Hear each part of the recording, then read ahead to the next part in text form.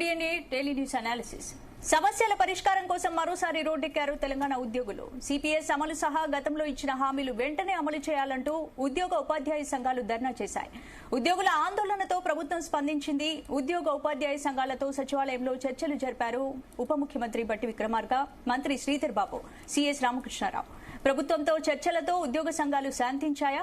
బట్టి విక్రమార్క ఏం హామీలు ఇచ్చారు? ఉద్యోగ సంఘాలు డిమాండ్ చేస్తున్నట్లు సిపిఎస్ అమలు సాధ్యమేనా? ఇవాళ డిఎన్ఏలో మా ఎడిటర్ భరత్ డిస్కస్ చేద్దాం. భరత్, ఏంటి ఉద్యోగ సంఘాలు డిమాండ్ చేస్తున్నట్టు సిపిఎస్ అసలు సాధ్యమే అంటారా? అంటే 5 రాష్ట్రాల్లో ఆల్రెడీ ఇంప్లిమెంట్ చేశారు. అది కాంగ్రెస్ పాలిత రాష్ట్రాల్లో ఉన్నాయి, మెజారిటీ రాష్ట్రాలు.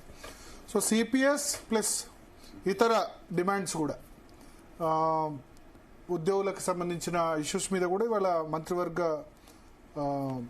డిప్యూటీ సీఎం బట్టి విక్రమార్క తర్వాత అధికారుల కమిటీ కూడా వేశారు కదా, వాటితో కూడా డిస్కస్ చేశారు. ఆల్రెడీ రాజస్థాన్, ఛత్తీస్గఢ్, జార్ఖండ్ రాష్ట్రాల్లో అమలు అవుతోంది. అంటే సిపిఎస్ నుంచి మళ్ళీ పాత పెన్షన్ విధానం తీసుకొచ్చారు. కాంగ్రెస్ పార్టీ ఎన్నికల మేనిఫెస్టోలో పెట్టింది కాబట్టి మరి దాన్ని ఇంప్లిమెంట్ చేయాలి. అక్కడ ఆంధ్రప్రదేశ్లో జగన్ ఇస్తా అని ఇవ్వలేదు, ఇక్కడ అయితే ఇబ్బంది లేదు. మరి వాళ్ళు ఎందుకు ఆ విధంగా చేస్తున్నారో తెలియట్లేదు. సో మాట్లాడదాం ఈ విషయాల మీద. అంటే ఉద్యోగుల డిమాండ్స్ ఏమున్నాయి, సిపిఎస్ సంబంధించి కూడా నిన్న చాలా పెద్ద ఎత్తున హైదరాబాద్ తరలి వచ్చారు. మనతో సిపిఎస్ అసోసియేషన్ నుంచి స్థితప్రజ్ఞ గారు, గంగారపు స్థితప్రజ్ఞ గారు మనతో ప్రస్తుతం జీ తెలుగు న్యూస్ స్టూడియోలో ఉన్నారు. అట్లాగే ఉద్యోగ సంఘాల నుంచి మారం జగదీశ్వర్ గారు, టీఎన్జిఓస్ అధ్యక్షులు, టీజీఓ అధ్యక్షులు ఏలూరు శ్రీనివాసరావు గారు, పిఆర్టీయూ నేత, అదేవిధంగా టీచర్ ఎమ్మెల్సీ శ్రీపాల్ రెడ్డి గారు కూడా లైవ్లో మనతో పాటు జాయిన్ అవుతున్నారు. సో ముందుగా స్థితప్రజ్ఞ గారు, సో సిపిఎస్ మీరు దాదాపు 10-12 సంవత్సరాలుగా దీన్ని నడుపుతున్నారు. కాంగ్రెస్ పార్టీ ఎన్నికల మేనిఫెస్టోలో ఇచ్చింది. సో ఏంది అంటే ఇప్పుడు ఇవాళ బట్టి విక్రమార్కను కూడా మీరు కలిశారు, ఏంటి అల్టిమేట్గా వాళ్ళు చెప్పేది ఏంటి? సార్, 2004 సెప్టెంబర్ 1లో ఆంధ్రప్రదేశ్లో సిపిఎస్ విధానాన్ని, అంటే న్యూ పెన్షన్ స్కీమ్ అనే పేరుతో నో పెన్షన్ స్కీమ్ విధానాన్ని ఇంప్లిమెంట్ చేయడం జరిగింది. ఆ రోజు ఎవరు లేరు, దాంతో తమకు ఇబ్బంది లేదు అన్నట్టుగా సాగింది అప్పుడున్న సంఘాలు కానీ ఇంకోటి కానీ. సో ఈ రోజుకు వచ్చేసరికి సుమారు 3,50,000 మంది రెగ్యులర్ గవర్నమెంట్ ఎంప్లాయీస్ లో 2,50,000 వరకు సిపిఎస్ ఉద్యోగుల సంఖ్య పెరిగింది. సో ఈ కాలంలో ఎంత percentage total? More than 60 to 63% వరకు సిపిఎస్ ఎంప్లాయీసే ఉన్నారు సార్. సో ఈ గత 10 ఏళ్లలో మేము ఎన్నో కార్యక్రమాలు చేశాం. ఎందుకంటే అసలు సిపిఎస్ పోతుందా, సిపిఎస్ రాష్ట్ర ప్రభుత్వందా, కేంద్ర ప్రభుత్వందా, అసలు ఈ సమస్యను ఎవరు తీరుస్తారు? మేము రాష్ట్ర ప్రభుత్వం దగ్గరికి వెళ్లేవాళ్ళం, కేంద్ర ప్రభుత్వం అనేవారు, కేంద్ర ప్రభుత్వం రాష్ట్ర ప్రభుత్వం అనేది. కానీ కాదు, ఇది రాష్ట్ర ప్రభుత్వ ఉద్యోగుల జీతభత్యాలు కానీ పెన్షన్ కానీ ఇవి ఏవైనా కూడా ఇవి రాష్ట్ర ప్రభుత్వానికి సంబంధించినవే అని చెప్పి మనం తీసుకురావడానికి మనం ఒక పెద్ద పోరాటం చేసినాం. అది శంఖారావం పేరుతో 1,00,000 మందితో మనం హైదరాబాద్ నడిబొడ్డున నిజాం కాలేజ్ గ్రౌండ్స్ లో కావచ్చు, జనజాతర కావచ్చు, గజ్వేల్లో గత సీఎం కేసీఆర్ గారి ఇలాకాలో అక్కడ మనం హైకోర్టు నుంచి పర్మిషన్ తీసుకొని చేయడం కావచ్చు, తర్వాత ఎగ్జిబిషన్ గ్రౌండ్స్ కార్యక్రమం కావచ్చు. ఇదే విధంగా రామ్లీలా మైదాన్ లో సుమారు 10 నుంచి 15 లక్షల మందితో national movement for old pension scheme అని ఒకటి స్థాపించి దేశవ్యాప్తంగా ఉన్న అన్ని రాష్ట్రాల నుంచి 1 కోటికి పైగా ఉన్న సిపిఎస్ ఉద్యోగ ఉపాధ్యాయులను ఒక తాటి మీదకి చేసిన పోరాటంలో మనకి ఏం తెలియదంటే ఇది రాష్ట్ర ప్రభుత్వ సమస్య, రాష్ట్ర ప్రభుత్వం దీన్ని రద్దు చేయొచ్చు అని. అయితే ఆ రద్దు చేయొచ్చు అన్నది నిజంగా ఎక్కడైనా జరిగిందని మళ్ళీ ప్రశ్న స్టార్ట్ అయింది. దాంతో రాజస్థాన్ లో కాంగ్రెస్ ప్రభుత్వం అశోక్ గెహ్లట్ గారి నాయకత్వంలో నోటిఫికేషన్ 19th May 2022 క్లియర్ గా రిలీజ్ చేసింది సార్. దాని తర్వాత కంప్లీట్ గా పాత పెన్షన్ పద్ధతి అక్కడే అమల్లోకి వచ్చింది.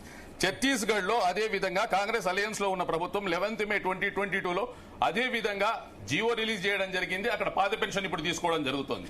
అది ఒక్కడే కాదు, ఎక్కడ చూసినా మనకు ఈవెన్ జార్ఖండ్ లో కూడా అక్కడ అలయన్స్ లో ఉంది హేమంత్ సోరెన్ గారితో క్లియర్ గా జీవో రిలీజ్ చేయడం జరిగింది. ఇప్పుడు పాత పెన్షన్ అనేది అక్కడ పునరుద్ధరింపబడుతోంది. అక్కడ కొత్త పెన్షన్ విధానంలో రిటైర్ అయిన వాళ్లకు జీపీఎఫ్ అకౌంట్ ఓపెన్ చేసి వాళ్లకు పాత పెన్షన్ అనేది ఇప్పుడు అందుతోంది సార్. అదే విధంగా పంజాబ్ లో కూడా వాళ్ళు జీవో రిలీజ్ చేయడం జరిగింది. అంతెందుకు నిన్నటికి మొన్న హిమాచల్ ప్రదేశ్ లో కేవలం అక్కడ ఉన్న ప్రభుత్వం గెలవడానికి ఏకైక కారణం ఏమిటంటే పాత పెన్షన్ పునరుద్ధరణే. పాత పెన్షన్ పునరుద్ధరణ ఏకైక దీనిగా జరిగిన అక్కడ ఎలక్షన్లు జరిగిన వెంటనే కేబినెట్ లో ఫస్ట్ మీటింగ్ లో పాత పెన్షన్ పునరుద్ధరించారు. అక్కడ సుమారు 800 మంది రిటైర్ అయిన వ్యక్తులు కూడా ఈ రోజు పాత పెన్షన్ పొందుతున్నారు. అయితే మన దగ్గర తెలంగాణలో కూడా ఎన్నికలకు ముందు కాంగ్రెస్ పార్టీ మేనిఫెస్టోలో పెట్టడం జరిగింది. మేనిఫెస్టోలో క్లియర్ గా సిపిఎస్ రద్దు, పాత పెన్షన్ అమలు అనేది మొదటి అంశంగా అక్కడ ఉంది. కర్ణాటకలో కూడా ఇదే విధంగా పెట్టారు.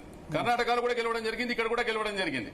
సో మరి మిగిలిన ఉత్తర భారతదేశంలో ఉన్న 4 రాష్ట్రాల్లో కాంగ్రెస్ పాలిత గానీ కాంగ్రెస్ అలయన్స్ లో ఉన్న గానీ రాష్ట్రాల్లో ఎప్పుడైతే పాత పెన్షన్ విధానం సరి అయినది అని డిసైడ్ చేసి సరి అయినదని నిర్ణయించి సరిదైనదని ఒప్పుకొని అక్కడ అమలు చేయడం జరిగినప్పుడు తెలంగాణ రాష్ట్రంలో ఇప్పటికి 20 నెలలు గడిచిపోయాయి సార్.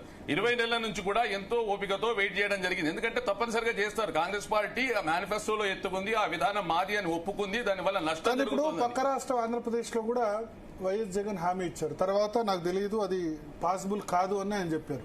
సార్ అది పాసిబిలిటీ కాదు అనేది లేనే లేదు సార్. ఎందుకంటే ఇన్ఫ్లేషన్ రేట్స్ లో మేము మొత్తం అసలు ప్రొజెక్షన్స్ వేసి ఇచ్చాము. దాని లోపల క్లియర్ కట్ గా 40,000 కోట్ల రూపాయలు ప్రభుత్వానికి ఆదా అవుతుంది over a period of time.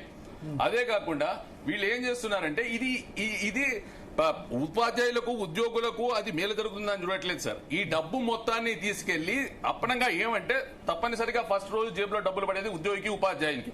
ఆ జేబులో ఉన్న డబ్బును స్టాక్ మార్కెట్ కు తరలించి పిఎఫ్ఆర్డీఏ ద్వారా ఎన్పిఎస్ ట్రస్ట్ ద్వారా స్టాక్ మార్కెట్ లో పెట్టి అది ఉన్నాయో లేదో తెలియని షెల్ కంపెనీల్లో వాటిని ఇది చేసుకుంటూ తద్వారా స్టాక్ మార్కెట్ రన్ అయ్యేందుకు కార్పొరేట్ కంపెనీల కొరకు చేస్తున్నారు సార్. అసలు మనం లెక్క కనుక చూస్తే controller and auditor general clear గా ఇచ్చిన ఆయన నివేదిక ప్రకారం ఈ ఏవైతే యూటీఐ గానీ ఎస్బీఐ గానీ ఇవి అష్యూర్డ్ రిటర్న్స్ వస్తాయని చెప్తున్నారో గత 5 ఏళ్లలో విపరీతంగా తగ్గుముఖం పట్టినాయి. ఉక్రెయిన్ మీద రష్యా వాడు దాడి చేసిన షేర్ మార్కెట్ పడిపోతుంది, తగ్గేవి మా డబ్బులే సార్. 30,000 తగ్గినాయి. పుతిన్ కనుక ఇప్పుడు ఏం చేసినా పోయి అక్కడ ట్రంప్ దాని మీద కనుక మన మీద హైక్ చేస్తే టారిఫ్స్ మళ్ళా పడేది షేర్ మార్కెటే సార్. అక్కడ మా నెట్ అసెట్ వాల్యూ ఉంటుంది. అక్కడ నెట్ అసెట్ వాల్యూ తగ్గుతూ పోతుంది. అంటే కానీ పెరిగింది కదా 2014 నుంచి చూస్తే స్టాక్ మార్కెట్ చాలా పెరిగింది. స్టాక్ మార్కెట్ పెరిగింది కానీ వీళ్ళు ఇన్వెస్ట్ చేసిన అమౌంట్ కంటిన్యూస్ గా తగ్గింది సార్. దానికి సంబంధించి పకడ్బందీగా మీరు క్లియర్ గా చూస్తే సార్ 19.5 ఉన్నది 5.87 కు పోయింది, 10.77 ఉన్నది 6.68 కు పోయింది. అదే ఎస్బీఐలో 9.88 ఉన్నది 6.8 కు పోయింది. యూటీఐలో 11.34% ఉన్నది 6.04 పోయింది. మీరు ఇప్పుడు కాంగ్రెస్ మేనిఫెస్టోలో పెట్టారు. ఈ 1.5 year లో మీరు ఎంత మందితో కలిసారు? రేవంత్ రెడ్డి ఎప్పుడైనా డిప్యూటీ సీఎం కలవడం జరిగింది, చీఫ్ మినిస్టర్ గారిని కలవడం జరిగింది, చీఫ్ మినిస్టర్ గారికి తెలియజేయడం జరిగింది. అదే విధంగా కౌన్సిల్ ఆఫ్ మినిస్టర్ లో ఉన్న ప్రతి మంత్రి గారిని కలవడం జరిగింది. వారిని కూడా ఈ విధానం మీరు ఆల్రెడీ తీసుకున్నారు, దీన్ని అతి త్వరగా దీన్ని రద్దు చేయండి. ఎందుకంటే రిటైర్ ఎవరైతే అవుతున్నారో ఇది మిగిలిన విషయాలు ఆగలుగుతాయి సార్. ఈ విషయం ఆగలేదు, వాడు చచ్చిపోతాడు. అంతెందుకు meet our MLAs meet our MPs అని చెప్పి meet our MLAs meet our MPs కార్యక్రమంలో ప్రతి ఎమ్మెల్యేను ప్రతి ఎంపీని కలిపి వారికి తెలియజేయడం జరిగింది. ఈ రోజు ఎట్లాంటి పరిస్థితి అంటే ఎమ్మెల్యేలకు ఎంపీలకు మినిస్టర్లకు వాళ్ళు ఎన్ని సార్లు చేస్తారో అన్ని పెన్షన్లు వస్తాయి. కానీ 33 సంవత్సరాలు 40 సంవత్సరాలు సంపూర్ణంగా తన యవ్వనాన్ని ఇక్కడ ఒక పాయింట్ అంటే చాలా మందికి ఇక్కడ ఒక పాయింట్, మీరు ఎమ్మెల్యేలు ఎంపీలు డెఫినెట్ గా పెన్షన్స్ 1 కాదు 2 పెన్షన్స్ కూడా తీసుకుంటున్నారు. కానీ వాళ్ళ సంఖ్య మొత్తం ఎంత చూసినా ఎమ్మెల్యేలు రిటైర్డ్ పెన్షన్ తీసుకుంటున్న వాళ్ళు అంతా కదా 2-3 వేలు మించి ఎమ్మెల్యేలు అయితే రాష్ట్రంలో ఇప్పుడు 10 టర్ముల ఎమ్మెల్యే 119 ఎంత చేసినా తెలంగాణలో 1000 మందికి 1500 మించి పెన్షన్ తీసుకునే వాళ్ళు ఉండరు. ఇప్పుడు మీరే చెప్పారు మీరు మీ సంఖ్య లక్షల్లో ఉంది. సో ఈ లక్షల్లో పెన్షన్ ఇవ్వడం వల్ల ప్రభుత్వాలు ఇబ్బంది పడతాయి. ఇప్పుడు జయప్రకాష్ నారాయణ లాంటి వాళ్ళు ఆర్గ్యుమెంట్ తీసుకొచ్చారు ఏంటంటే పెన్షన్ ఇవ్వడం వల్ల మొత్తం ఖర్చులు మొత్తం డబ్బులన్నీ కూడా ఉద్యోగుల జీతాలు పెన్షన్లకే పోతే గనక మిగతా వాళ్ళకి ఎట్లా ఇది? ఎందుకంటే సొసైటీలో ఇప్పుడు మనం చూస్తున్నాం కదా, అవును సార్, చాలా మందిలో ఉన్న అభిప్రాయం ఏంటంటే గతంలో ఓకే ఉద్యోగుల జీతాలు తక్కువ ఉన్నాయి, ఇప్పుడు ఉద్యోగుల జీతాలు కూడా బాగానే ఉన్నాయి కదా, ఎందుకు మళ్ళీ ఈ పెన్షన్ కూడా ఇస్తే రాష్ట్ర ప్రభుత్వాలు ఆర్థికంగా మనలేవు, అవి మనలేవన్న పరిస్థితి జీతాల కంటే ఎక్కువ పెన్షన్లకే ఖర్చు అవుతుంది కాదు sir. Over a period of time 2018-19 లో అప్పటి బడ్జెట్ 1,33,823 కోట్ల రూపాయలు ఉన్నప్పుడు పెన్షన్ ఎక్స్పెండిచర్ 11,000 ఉన్నప్పుడు 8.56% ఉంది సార్.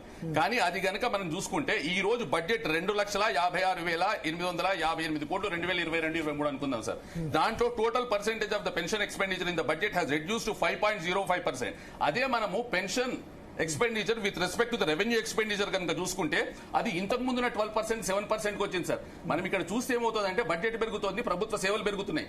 కానీ అడ్మినిస్ట్రేటివ్ రిఫార్మ్స్ కమిటీ ఎప్పుడైతే ఫామ్ అయ్యి అడ్మినిస్ట్రేటివ్ రిఫార్మ్స్ మెకానిజం చేసిందో ఉద్యోగస్తుల స్థాయి ఉద్యోగస్తుల సంఖ్య కూడా తగ్గుకుంటూ పోయింది సార్. ఉద్యోగాలు నింపబడలేదు. దానికి తోడు ఏంటంటే మనం కంపారిటివ్ గా ఇప్పుడైతే అనలైజ్ చేసుకుంటామో ద బడ్జెట్ షేర్ లో మనం ఎప్పుడు కూడా దాన్ని చూస్తాం సార్. ఇప్పుడు బడ్జెట్ లో what is the pension expenditure share in the revenue expenditure and what is the share of the pension expenditure with respect to the total entire budget. CPS ఇవ్వడం వల్ల ప్రభుత్వాల మీద భారం పడదు లేదు సార్. ఈ రోజు ప్రతి నెల 400 కోట్ల రూపాయలు కట్టడం అనేది ఇన్ఫ్లేషన్ ఇండెక్స్ కనుక మనం వేసి చూస్తే లాస్ట్ లో మనం ఇచ్చేదానికి ఇప్పటిదానికి మధ్య 40,000 కోట్ల రూపాయల వ్యత్యాసం. సో ప్రభుత్వానికి నష్టం ఉండదు. నష్టం లేదు అని మనం చెప్పినందుకే జార్ఖండ్ లో రద్దు చేసింది సార్. వాళ్ళు వెరిఫై చేసుకుని మరి ఇక్కడ ఫైనాన్స్ మినిస్టర్ కు వీళ్ళకి ఇబ్బంది ఏంటి? మేము అదే అడుగుతున్నాం సార్. మీరు స్టడీ చేయండి. ప్రభుత్వం ఇప్పుడు కేసీఆర్ కూడా గతంలో పాసిబుల్ కాదు అని చెప్పి ఆయన ఒక మాట బెనిఫిట్ కేసీఆర్ అప్పుడు ఇచ్చిందండి. కేసీఆర్ గారు ఫ్యామిలీ పెన్షన్, గ్రాట్యుటీ ఈ రెండు అతి పెద్ద పోరాటం చేసిన తర్వాత అన్ని రాష్ట్రాల్లో ఇచ్చిన తర్వాత మన రాష్ట్రాల్లో ఇవ్వడం జరిగింది సార్. అయితే ఇక్కడ వీళ్ళు ఏం చేస్తున్నారంటే వీళ్ళు ఫస్ట్ స్టడీ చేయట్లేదు. ఇప్పుడు ఎవరైతే కుహనా మేధావులు ఉంటారో ఎవరైతే చెప్తారో వాళ్ళ మాటలు పట్టుకుని జయప్రకాష్ నారాయణ గారు ఏదైతే చెప్తున్నారో ఆయన జయప్రకాష్ నారాయణ గారి మాటలను పట్టుకుని వాళ్ళు బేస్ అయితే కాదు. యూ సీ వాట్ ఈస్ ఇప్పుడు రిపోర్ట్ల ప్రకారం మేము చెప్తున్నాం, మేము ఇస్తున్నాం సార్. ఇవి మావి కాదు సార్ లెక్కలు. ఇవి రాష్ట్ర ప్రభుత్వం ఇచ్చిన లెక్కలు, కంట్రోలర్ అండ్ ఆడిటర్ ఇచ్చిన జనరల్ ఇచ్చిన లెక్కలు, ఎకనామిక్ సర్వేలో ఉన్న లెక్కలు, తెలంగాణ ప్రభుత్వం ప్రచురించిన లెక్కలు, భారతదేశ ప్రభుత్వం ప్రచురించిన లెక్కల ప్రకారం 5.05% కు పెన్షన్ ఎక్స్పెండిచర్ పడిపోతున్నప్పుడు ఇంకా పెరిగిందని ఎక్కడ నుంచి చెప్తాం సార్ మనం? ఒకసారి మాట్లాడదాం. మనతో పాటు మారం జగదీశ్వర్ గారు ఉన్నారు, టీఎన్జీయూస్ నేత. జగదీశ్వర్ గారు, ఇంకేం డిమాండ్స్ ఇవాళ చర్చకు వచ్చాయి బట్టి విక్రమార్కతో మీటింగ్ లో? ఈరోజు చెప్పండి జగదీశ్వర్ గారు. వినబడుతుంది, చెప్పండి జగదీశ్వర్ గారు. ఈ రోజు జేఏసీ సమావేశంలో మనం ప్రభుత్వం మనం పిలవడం జరిగింది. వాస్తవానికి అంతకుముందు మా డిమాండ్స్ 53 నుంచి 50 ఇంకొక 6 కలిసి 63 డిమాండ్లు ఉండే. అప్పుడు ఆఫీసర్స్ కమిటీ అలాగే మంత్రుల కమిటీ 2 కమిటీలు తీర్మానించేసి కొన్ని సమస్యలు పరిష్కరించి 11 నుంచి 16 డిమాండ్లను అప్పుడు చెప్పిన సందర్భంలో ఒక డిఏ ఇచ్చి ఇంకొక డిఏ పెండింగ్ లో ఉండే. దాని కొరకే మేము ఒక కార్యాచరణ తీసుకున్నాం.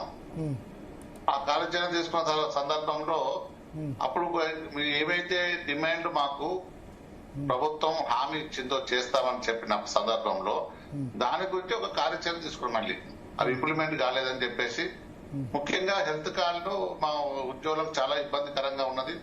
హెల్త్ కార్డు గత ప్రభుత్వంలో జీవో నంబర్ 186 తీసుకొచ్చిన సందర్భంలో దాని విధి విధానాలు రూపొందించిన ఆ జీవోలు ఉన్నది. ఆ జీవోని ఇంప్లిమెంట్ చేయమని చెప్పాం. అలాగే జాయింట్స్ ఆఫ్ కౌన్సిల్ పెట్టేసి మీటింగ్ పెట్టేసి దాన్ని కాన్స్టిట్యూట్ చేసేసి మా ఉద్యోగ సమస్యలను పరిశీలిస్తాం. అది కూడా ఒప్పుకోవడం జరిగింది. నర్సింగ్ కార్పొరేషన్ అంటే ఇప్పుడు మీరు అన్నారు కదా, ఇప్పుడు బస్సు యాత్ర అని చెప్పారు కదా, బస్సు యాత్ర ఉందా సెప్టెంబర్ లో? ఇప్పుడు ఆల్రెడీ మేము చెప్పిన అన్ని సమస్యలు ప్రభుత్వం ఒప్పుకున్నది. ఆ రోజు మా డిప్యూటీ సీఎం గారు మళ్ళీ బట్టి విక్రమార్క గారు చెప్పిన అన్ని సమస్యలు పరిష్కార మార్గంగా అవుతాయి కాబట్టి దాన్ని వాయిదా వేసుకుంటున్నాం. ఇప్పుడు చలో హైదరాబాద్ ఏదో ఉంది కదా, చలో హైదరాబాద్ ఎప్పుడు? అక్టోబర్ 9th ఏంటండి? చలో హైదరాబాద్ ఎల్బీ స్టేడియం ఏ రోజు? అక్టోబర్ 9th అదేదో అన్నారు కదా. అవునండి, ఆల్రెడీ అక్టోబర్ 12th చేసినాము. మేము ఏదైతే మీరు చెప్పినాయో ఆ డిమాండ్లను మాకు మీరు పరిష్కార మార్గం చేస్తలేదు కాబట్టి మేము కార్యాచరణ తీసుకున్నాం. మొత్తం డిమాండ్లు కాదు, ఆ డిమాండ్లతో సహా సిపిఎస్ ను కూడా అమలు చేయాలి, మీరు మేనిఫెస్టో పెట్టడానికి చెప్పినాం. అలాగే టీచర్స్ కి అయితే ఏకీకృత సర్వీస్ రూల్స్ కూడా చేస్తామని చెప్పిన సందర్భంలో ఆ టీచర్స్ కూడా ఒక మన ఎడ్యుకేషన్ సెక్రటరీ గారితో ఒక సమావేశం ఏర్పాటు చేస్తామని చెప్పడం జరిగింది. మరి అన్ని సమస్యలు మన ఆ రోజు మాట్లాడిన సమస్య పరిష్కార మార్గం అవుతున్నాయి, మేము పరిష్కరిస్తాం. అలాగే ఈ 8th రోజు చీఫ్ సెక్రటరీ గారితో ఒక సమావేశాన్ని హెల్త్ గారిని కూడా ఇంప్లిమెంట్ చేసి దాని విధి విధానాలు ఒకసారి మాట్లాడి దాన్ని పరిష్కార మార్గం చేస్తాన సందర్భంలో మా కార్యక్రమం వాయిదా వేసుకుంటున్నాం. ఇప్పుడు జిల్లాల బస్సు యాత్ర అయితే లేదు, ఇప్పుడు జిల్లాల బస్సు యాత్ర గానీ అక్టోబర్ 12th ప్రోగ్రామ్ లేదు, అంతేనా? లేదు, దాని కొరకే మనం తీసుకున్నాక ప్రభుత్వం ఇలా మమ్మల్ని పిలిచి మాట్లాడింది. మీరు ఉద్యోగులుగా మీకు అన్ని సమస్యలు మేము పరిష్కరిస్తాం. ఆల్రెడీ ఆ రోజు మేము చెప్పిన మాటలు మాకు గుర్తున్నాయి, కానీ కొంచెం లేట్ అవడం వల్ల మీరు ఆ కార్యాచరణ తీసుకున్నారు. దాన్ని కూడా హెల్త్ కార్డు ఇమీడియట్ ఇంప్లిమెంట్ చేస్తా అన్న సందర్భంలో 317 లో ఉన్న వాళ్ళు కూడా రివ్యూ చేసి కొందరిని డిప్యుటేషన్ కూడా తీసుకొస్తున్న సందర్భం. చాలా సమస్యలు ఇంకా కొన్ని 15 డిమాండ్లు కూడా ఆల్రెడీ ఒప్పుకున్నారు. ఒప్పుకున్న సందర్భంలో ఇలా మమ్మల్ని కోరిరు ప్రభుత్వం ఇలా ఇబ్బందికరంగా ఉంది, మరి 700 కోట్లు కొట్టాలి చేస్తారంటే 700 కోట్లు పోయిన నెల కొట్టారు, అంతకుముందు నెల కొట్టారు. ప్రతి నెల 700 నుంచి 750 కొడదాం, దాన్ని క్రమక్రమంగా పెండింగ్ బిల్స్ ను పెంచుకుంటూ పోతా అన్న సందర్భంలో ఆ కార్యక్రమాన్ని వాయిదా వేసుకున్నాం. ఓకే, ఏలూరు శ్రీనివాసరావు గారు, సో ఇంకా ఏం డిమాండ్స్ ఇవాళ ఫుల్ఫిల్ అయినాయి? హెల్త్ కార్డ్ సంబంధించి ఇప్పుడు దాదాపు అనౌన్స్మెంట్ జూన్లోనూ ఎప్పుడో వచ్చినట్టుంది, ఇవాళ సెప్టెంబర్. హెల్త్ కార్డ్ సంబంధించి ఏమైనా కాంక్రీట్ మీకు అష్యూరెన్స్ ఉందా? ఎందుకంటే ఇటు ఆరోగ్యశ్రీ ఆసుపత్రులు కూడా సమ్మె అని చెప్పారు నిన్ననో ఇవాళ నుంచో. ఈరోజు జేఏసీ యావత్ జేఏసీ అన్ని సంఘాలతోటి ఉప ముఖ్యమంత్రి వర్యులు క్యాబినెట్ సబ్ కమిటీ మొత్తం కూడా శ్రీధర్బాబు గారు కావచ్చు, గవర్నమెంట్ అడ్వైజర్ కేసీఆర్ రావు గారు, అదేవిధంగా చీఫ్ సెక్రటరీ గారితో 8 మంది ఐఏఎస్ ఆఫీసర్లు, principal secretary, special chief secretaries ఎకాసారు, అదేవిధంగా సందీప్ కుమార్ సుల్తానయ్య గారు, క్యాబినెట్ సబ్ కమిటీ ద్వారా ఏర్పడిన ఆఫీసర్స్ కమిటీ నవీన్ మిట్ల గారు, లోకేష్ గారు, అదేవిధంగా కృష్ణభాస్కర్ గారు, హెల్త్ సెక్రటరీ గారు. ఫస్ట్ టైం మాకు తెలిసి హెల్త్ కార్డ్స్ మీద హెల్త్ సెక్రటరీ గారు మాట్లాడటం, మేడం అంతా అందరూ వచ్చి ఆల్మోస్ట్ వాళ్ళు దీనికి మాకు సంబంధించిన సమస్యలకు సంబంధించిన అందరు సెక్రటరీలు క్యాబినెట్ సబ్ కమిటీ వచ్చారు. అయితే మేము పెట్టిన 57 ప్లస్ 63 డిమాండ్లలో ఇప్పుడు మా జగదీష్ అన్న చెప్పినట్టుగా మేము గవర్నమెంట్ కి అల్టిమేటం ఇచ్చింది కానీ కార్యాచరణ ప్రకటించింది. ఈ 63 డిమాండ్లో క్యాబినెట్ సబ్ కమిటీ ఆమోదించి ఆఫీసర్స్ కమిటీ కూడా అప్రూవ్ చేసి క్యాబినెట్ లో డిస్కస్ చేసిన తర్వాత గౌరవ ఉప ముఖ్యమంత్రి వర్యులు ప్రెస్ మీట్ ద్వారా వెల్లడించిన మెయిన్ ఐటమ్స్ 15 ఐటమ్స్ పైనే మేము కార్యాచరణ ఇచ్చాం, వాటి ఇమీడియట్ గా ఇంప్లిమెంట్ చేయండి అని. దాని మీద ఈ రోజు క్లియర్ గా ఏమున్నాయంటే డిఏ మీద ఒకటి ఇచ్చారు, ఒకటి నవంబర్ లో ప్రకటిస్తా అని చెప్పారు. దానికి కట్టుబడి ఉన్నాం, అది కాగానే పిఆర్సీ సంగతి చూస్తామని చెప్పారు. ఈరోజు నర్సింగ్ డైరెక్టరేట్ ఆల్రెడీ ప్రాసెస్ అవుతుందని చెప్పారు. నర్సింగ్ ఎంప్లాయీస్ డైరెక్టరేట్ ఒకటి పెండింగ్ బిల్స్ కూడా క్లియర్ గా ఈ రోజు కూడా మళ్ళీ 700 కోట్లే కాదు, అవసరమైతే కొంత పెంచుతాము. 700 కోట్లకి పర్ మంత్ ₹1 కూడా తగ్గనేయం. ఇప్పుడు లాస్ట్ 2 months వేయలేదు కదా, 1 month వేసారు, మళ్ళీ ఒక 2 months వేయలేదు. మళ్ళీ జూన్ లో మాత్రం 400 కోట్లు తక్కువ ఉన్నది, జూలైలో 700 కోట్లు పైన కొట్టారు, ఆగస్ట్ లో కూడా 700 కోట్లు బరాబర్ కొట్టారు. అన్ని వచ్చినాయి మాకు. అన్ని బిల్స్ రాపోయినా మెడికల్ రియంబర్స్మెంట్ అనేది టిల్ డేట్ ఏమి పెండింగ్ లేవు. అదే విధంగా సప్లిమెంటరీ చార్జెస్ పెండింగ్ లేవు. జీపీఎఫ్ లో కూడా 2600 కోట్లకు గాను సో ఇంకా 1900 కోట్లు మాత్రమే ఉన్నాయి. 1900 కోట్లు పెండింగ్ ఉన్నాయి, అవి కూడా కంటిన్యూ చేస్తున్నారు. అర్థం చెప్పి పెండింగ్ ఉన్న అన్ని 10,000 కోట్స్ ఒకేసారి కాదు, 700 కోట్స్ తగ్గకుండా అవసరమైతే ఫైనాన్షియల్ పొజిషన్ బట్టి పెంచుతామని కూడా హామీ ఇచ్చారు ఈరోజు. దాంతో పాటు ఈహెచ్ఎస్ మా జగదీష్ అని చెప్పాడు ఆల్రెడీ 8వ తారీఖు మీటింగ్ పెడతారు. 1 week టైం పెట్టారు. చీఫ్ సెక్రటరీ గారు క్లియర్ గా డిప్యూటీ సీఎం గారు 1 week లోపు దీని మీద మొడాలిటీస్ ఫైనల్ చేయండి, ఆఫీసర్స్ కూర్చుంటారా, జేఏసీకి మాట్లాడతారా, మీరు మాకు అన్ని కూడా 1 week లో కంప్లీట్ చేసి మళ్ళీ కంక్లూడ్ కావాలని చెప్పారు. దాంతో పాటుగా కట్ అవుతుంది, వేరే కాల్ వచ్చింది అయిపోయింది. దాంతో పాటుగా ఇప్పుడు ఆల్రెడీ మెడికల్ ఇన్వాలిడేషన్ కానీ కంపెనీ అపాయింట్మెంట్ కానీ జివో 1167 ఇష్యూ చేశారు. దాన్ని పటిష్టంగా అమలు చేయమని చెప్పాము. డిపిసీలు కూడా కండక్ట్ చేశారు, ఇంకా పెండింగ్ ఉన్నాయి, చేస్తామని చెప్పి హామీ ఇవ్వడం జరిగింది. దీంతో పాటుగా అంగన్వాడీ వాళ్ళకి రిటైర్మెంట్ బెనిఫిట్స్ విషయంలో జీవో ఇష్యూ చేశారు, ఇంప్లిమెంట్ చేయలేదంటే వాటిని కూడా త్వరలో పరిష్కరిస్తామని చెప్పారు. ఐరు వెహికల్స్ దాని మీద కూడా ఐరు వెహికల్స్ కి మేము కొంత క్లియర్ చేశాము. మాకైతే పూర్తి సమాచారం లేదు దాని మీద, కాలేదని చెప్పాము కానీ కొంత అమౌంట్ క్లియర్ చేశాము, బ్యాలెన్స్ కూడా క్లియర్ చేస్తాము. ఫర్దర్ కూడా ఓన్ వెహికల్స్ అధికారులు వాడుకునే విధంగా ఒక కొత్తది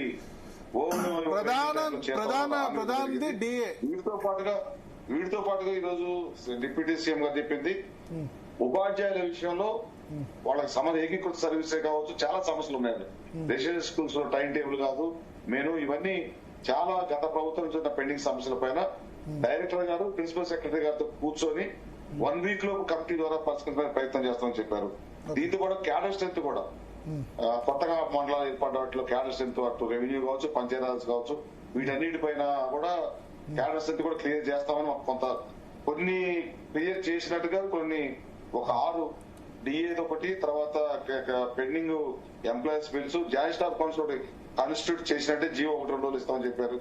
అదేవిధంగా రిస్టోరేషన్ ఆఫ్ అఫీషియల్స్ అంటే మేము అడిగింది ఎంఆర్ఓలు, ఎంపీడీఓలు, మిగతా excise officials, local fund, treasury నుంచి అఫీషియల్స్ ని లాస్ట్ వర్కింగ్ స్టేషన్ చేయమంటే అది కొంత టెక్నికల్ ప్రాబ్లం ఉంది, నాన్ నేటివ్ డిస్ట్రిక్ట్స్ చేసినామని చెప్పారు. దాంతో పాటుగా డిపార్ట్మెంట్ ప్రమోషన్స్, హెల్త్ కార్డ్స్, తర్వాత గ్రామ పంచాయతీ అప్గ్రేడేషన్ కొంత సెక్రటరీ వారిగా గ్రేడ్ 1, గ్రేడ్ 2, గ్రేడ్ 3 చేస్తామని చెప్పారు. దీంతో పాటుగా కొన్ని ఇంటర్ లోకల్ క్యాడర్ డిప్యుటేషన్స్ 317 ఇందాక మా జగన్ చెప్పారు, వాటిని ఎక్కడైతే వేకెన్సీస్ ఉన్నాయో అక్కడ డిప్యుటేషన్ మీద మినిమం 2-3 years పంపడానికి ఆల్మోస్ట్ ఆల్ కంప్లీట్ చేసినామని చెప్పారు. పిఆర్సీ కూడా మీకు ఈ పిఆర్సీలో కూడా గత పిఆర్సీలో ఉన్న ఫిక్సేషన్స్ చేయడానికి చాలా గవర్నమెంట్ దగ్గర రావాల్సి ఉంది. అది రాకుండా హెచ్ఓడి లెవెల్ ఆరు డిపార్ట్మెంట్ హెడ్ లెవెల్ క్లియర్ చేయడానికి కూడా ఒక ఆమోదం జరిపారు. మెయిన్ సరే ఇవన్నీ ఏలూరు శ్రీనివాసరావు గారు, మెయిన్ ఏంటంటే ఒకటి డిఏ రెండో డిఏ 6 నెలల తర్వాత ఇస్తామన్నారు. నవంబర్ లో, ఈ రోజు నవంబర్ లో ఇచ్చిన ప్రకారం నవంబర్ లో ఇస్తాము. మిగతాది కానీ ఇప్పుడు మొన్న డిఏ మళ్ళీ యాడ్ కాలేదా? కేంద్ర ప్రభుత్వం దగ్గరికి ఇచ్చింది 5 డిఏలు ప్రస్తుతం పెండింగ్ ఉన్నాయి. ప్రభుత్వం ప్రకటించి రిలీజ్ చేయాల్సిన డిఏతో కలిపి 5 పెండింగ్ ఉన్నాయి. ఒక డిఏ మాత్రం నవంబర్ లో క్లియర్ చేస్తాం. As mention in last D A జియోలో పెన్షన్ చేసిన ప్రకారం ఆ డిఏ అమౌంట్ పడలేదు అన్నారు. ఆ డిఏ అమౌంట్ ఇంకా పడలేదు అని చెప్పారు. మొన్న అనౌన్స్ చేసిన డిఏ కూడా, మొన్న అనౌన్స్ చేసిన డిఏలు మొత్తం కూడా అదే క్లియర్ అయిపోయినాయి. అరియర్స్ మాత్రం కొన్ని ఇన్స్టాల్మెంట్ పెట్టారు, 18 ఇన్స్టాల్మెంట్స్ అవి నడుస్తున్నాయి. ఆ డిఏ అనౌన్స్ చేసిన జియోలో ఫర్దర్ డిఏ ఇచ్చేది 6 months తర్వాత నవంబర్ లో ఇవ్వాలి. అది క్లియర్ చేస్తామని చెప్పి ఈ రోజు డిప్యూటీ సీఎం గారు చెప్పారు. మేము అడిగాము, ఇంకా అది క్లియర్ చేసాక కూడా 4 డిఏలు పెండింగ్ ఉంటాయని అడిగితే ఆ 4 డిఏలు పిఎస్సీలో మెర్జ్ చేయటమా లేదా అనేది ఈ డిఏ క్లియర్ కాగానే చెప్తామని చెప్పారు. దాంతో మెడికల్ బిల్స్ మెయిన్ మాకున్న general demands 6 medical pending bills, DAs, PRC, health cards, 317, ఏకీకృత సర్వీస్, సిపిఎస్ మెయిన్. మేము మెయిన్ డిమాండ్స్ పెట్టాం. రిమైనింగ్ చాలా వరకు క్లియర్ చేశారు కాబట్టి దీన్ని రీషెడ్యూల్ చేశాం. ఈ 8th నుంచి 9th వరకు ఉన్నది రీషెడ్యూల్ చేశాం. సిపిఎస్ సమస్య చిన్న సమస్య కాదు. ఇందాక చిత్రప్రజ్ఞాన చెప్పినట్టు, జగ్గాన చెప్పినట్టు చిన్నది కాదు, అది మేజర్ సమస్య. దాని మీద కూడా పట్టుబట్టాం. కంపల్సరీ కమిటీ అయితే కూడా ఇంకా కేంద్ర ప్రభుత్వం మిగతా రాష్ట్రాల్లో అంటే ఉత్తరాది రాష్ట్రాలు 4 రాష్ట్రాలు ఆల్రెడీ ఇచ్చారు. ఇక్కడ ఈ కాంగ్రెస్ ప్రభుత్వం ఇప్పుడు ఈ కమిటీలో ఇవన్నీ చేస్తే కాలయాపన తప్ప ఏముంది దీనిలో క్లియర్ గా? ఆ కమిటీ, ఈ కమిటీ అని చెప్పి మేము అడిగింది కూడా కమిటీ అనేది ఇవన్నీ టైం పాస్ చేయాలనుకుంటే డైరెక్ట్ గా చేయొచ్చు సార్. అంటే కమిటీ అనేది దేనికంటే రద్దు చేయడానికి విధి విధానాలను ఖరారు చేసే విధంగా కమిటీ వేయడం అనేది ఒప్పుకోవచ్చు సార్. అంటే ఇప్పుడు రద్దు చేయాలా లేదా అనేటువంటి కమిటీ కాదు, రద్దు చేయడానికి కొన్ని విధి విధానాలు ఉన్నాయి. అంటే ఏమంటే ఆప్షన్ ఫార్మ్స్ ఇవ్వడం కానీ, జీపీఎఫ్ అకౌంట్స్ ఓపెన్ చేయడం కానీ, వాళ్ళ అమౌంట్ ఎన్నికి తీసుకొచ్చేందుకు మనకి ఏ విధంగా చేయాలంటందుకు దానికి ఒక కాల పరిమితితో కూడిన రద్దు చేసే విధి విధానాలను నిర్దేశించే కమిటీని ఏర్పాటు చేయొచ్చు. దేని కొరకంటే ఇప్పుడు వీళ్ళకి తెలియకపోతే 1 year లో కంప్లీట్ చేసే విధంగా ఇది మోడాలిటీస్ తయారు చేయమని అడిగాం. అంటే ఇప్పుడు జార్ఖండ్, ఛత్తీస్గఢ్, రాజస్థాన్, హిమాచల్ ప్రదేశ్ ను స్టడీ చేసి ఈ కమిటీ మన దగ్గర ఏ విధంగా త్వరగా అది ఎట్లా ఇంప్లిమెంట్ చేయడానికి ఏ విధమైన మార్గాలు ఉన్నాయో చూసుకునేందుకు గాను ఓ కమిటీ ఏర్పాటు చేసుకొని చూసుకోవచ్చు. అసలు అడిగే వేయకపోతే కష్టం కదా సార్. ఒక అడుగు పడితే తప్పనిసరిగా అది రద్దు అవుతుంది. ఒకసారి శ్రీపాల్ రెడ్డి గారిని తీసుకుందాం. శ్రీపాల్ రెడ్డి గారు, ఏంటి టీచర్ సమస్యలు ఏంటి ఇవాళ మీటింగ్ లో చర్చకు వచ్చే? ఏకీకృత సర్వీస్ రూల్స్ అనేది నేను పుట్టక ముందు నుంచి నడుస్తుంది. అది నేను చెప్పాను కదా, మా ఫాదర్ ఒకటే ప్రమోషన్ తో రిటైర్ అయిపోయారు. కనీసం హెడ్ మాస్టర్ కూడా కాలేదు ఆ ఏకీకృత సర్వీస్ రూల్స్ వల్ల. అది ఆయన రిటైర్ అయ్యి 8 సంవత్సరాలు ఇంకా కూడా పరిష్కారం కావట్లేదు. శ్రీపాల్ రెడ్డి గారు ఉన్నారా ఫోన్ లైన్ లో? శ్రీపాల్ రెడ్డి గారు వినబడుతుందా? వినబడుతుంది. నమస్కారం భరత్ గారు. నమస్కారం, చెప్పండి. టీచర్ల సమస్యలు ఇవాళ ఏమేమి పరిష్కారానికి వచ్చాయి? ఇవాళ కొత్తగా వాళ్ళు చెప్పింది అయితే ఏం లేదు సార్ ఇవాళ చర్చలలో. ఎందుకంటే ప్రతిసారి జరిగిన చర్చలలో కూడా మేమేమో ఇవి ఇయ్యం అవి ఇయ్యం అనేది చెప్పలే, అన్ని ఇస్తామనే చెప్పింది కానీ అవి ఇంప్లిమెంట్ కావట్లేదు. మళ్ళా ఇవాళ కూడా మరోసారి అదే జరిగింది చర్చలు. చర్చలలో మళ్ళా ఏకీకృత సర్వీసు నిబంధనలు అనగానే మళ్ళీ దానిపైన కమిటీ సమానం, దానిపైన మళ్ళా ఇంకేదో సెంట్రల్ గవర్నమెంట్ అనడం, సిపిఎస్ అనగానే మరి జాతీయ స్థాయి సమస్య అనడం, మళ్ళా టైం టేబుల్ నాకు ఫిబ్రవరిలో ముఖ్యమంత్రి గారే హామీ ఇచ్చారు. టైం టేబుల్ చేంజ్ చేస్తామని. దాన్ని ఇప్పటికి కూడా మంత్రులు అది ఉపాధ్యాయుల సమస్యగానే భావిస్తా ఉన్నారు. దానికి ఉన్నటువంటి ఏంటి టైం టేబుల్ ఏంటి ఎగ్జాక్ట్ గా ఎక్స్ప్లెయిన్ చేస్తారు? గురుకులాల టైం టేబుల్ మార్నింగ్ 7:30కి బ్రేక్ఫాస్ట్ తోటి స్టార్ట్ అవుతుంది సార్. ఇవాళ ఉన్నటువంటి టైం టేబుల్ మార్నింగ్ 7:30కి బ్రేక్ఫాస్ట్ రావాలంటే ఆ పిల్లవాడు 7కే రెడీ కావాలి. 7కు రెడీ కావాలంటే 600 మంది విద్యార్థులు ఉన్నారు. ఒక్కొక్క బాత్రూమ్ 20 మంది 30 మంది 1:30 దాకా బాత్రూమ్స్ ఇవాళ అన్ని కూడా బిల్డింగ్ సరి అయిన సంఖ్యలో సరి అయిన నిష్పత్తిలో బాత్రూమ్స్ లేవు. వాళ్ళు తెల్లారి గంటల 4:30 నుంచి మొదలు పెడితే 4 గంటలకు మొదలు పెడితే ముఖ్యంగా అమ్మాయిల హాస్టల్లో అయితే ప్రిన్సిపల్స్ అమ్మాయిలు ఎంతో ఇబ్బంది పడుతున్నారు. చలికాలం పొద్దున మరి 4 గంటలకు లైన్ గంట ఒక్కొక్క స్నానం చేస్తే తప్ప 7ంటికి కంప్లీట్ కావట్లేదు. మరి వాళ్ళు సాయంత్రం 6ంటికి డిన్నర్ పెడుతున్నారు సార్. 6ంటికి డిన్నర్ పెట్టి 6 to 6:30 డిన్నర్ పెట్టి మళ్ళీ చదివిస్తే పిల్లవాడికి 9:30కి మళ్ళీ అక్కడ అవుతుంది. ఖచ్చితంగా ఎవ్రీ 3 hours 3.5 hours గ్యాప్ లో ఖచ్చితంగా అక్కడ అవుతుంది ఎవరికైనా. మళ్ళీ 9:30కు పడుకో పెడుతున్నారు. అంటే సాయంత్రం 6ంటికి డిన్నర్ పెట్టి పొద్దున 7:30కు బ్రేక్ఫాస్ట్ పెడుతున్నారు. దాదాపు 13.5 గంటలు ఎంటీ స్టమక్తో పిల్లవాడు ఉంటున్నాడు. ఒక అన్సైంటిఫిక్ టైం టేబుల్ తయారు చేసి బలవంతంగా మరి దాన్ని కూడా ఏ మేనేజ్మెంట్ ఆ మేనేజ్మెంట్ ఆల్రెడీ ఉన్న టైం టేబుల్ ను మార్చి చీఫ్ సెక్రటరీ లెవెల్లో కొత్త టైం టేబుల్ ను పెట్టి మరి అది ఎందుకు పెట్టినో కూడా తెలియదు, ఎందుకోసం మార్చిందో కూడా తెలియదు. అన్ని గురుకులాలకు కలిసి కామన్ టైం టేబుల్ తయారు చేశారు. అది తీవ్రమైన సమస్య ఇవాళ అన్ని మేనేజ్మెంట్లలో ఉన్నది. మరి ఇవాళ కొన్ని ఏంటంటే ట్రైస్ కు సంబంధించినటువంటి రెసిడెన్షియల్ స్కూళ్ళు ఒక 35 ఉన్నాయి రాష్ట్రంలో. అవి పాత రెసిడెన్షియల్ స్కూళ్ళు. మరి అవి వాటి వరకు అక్కడ ఉన్నటువంటి బిల్డింగ్స్ కానీ పాత గవర్నమెంట్ అంటే పర్మనెంట్ బిల్డింగ్స్ ఉన్నాయి, స్టాఫ్ కూడా క్వార్టర్స్ ఉన్నాయి, అక్కడ ప్రాబ్లం లేదు.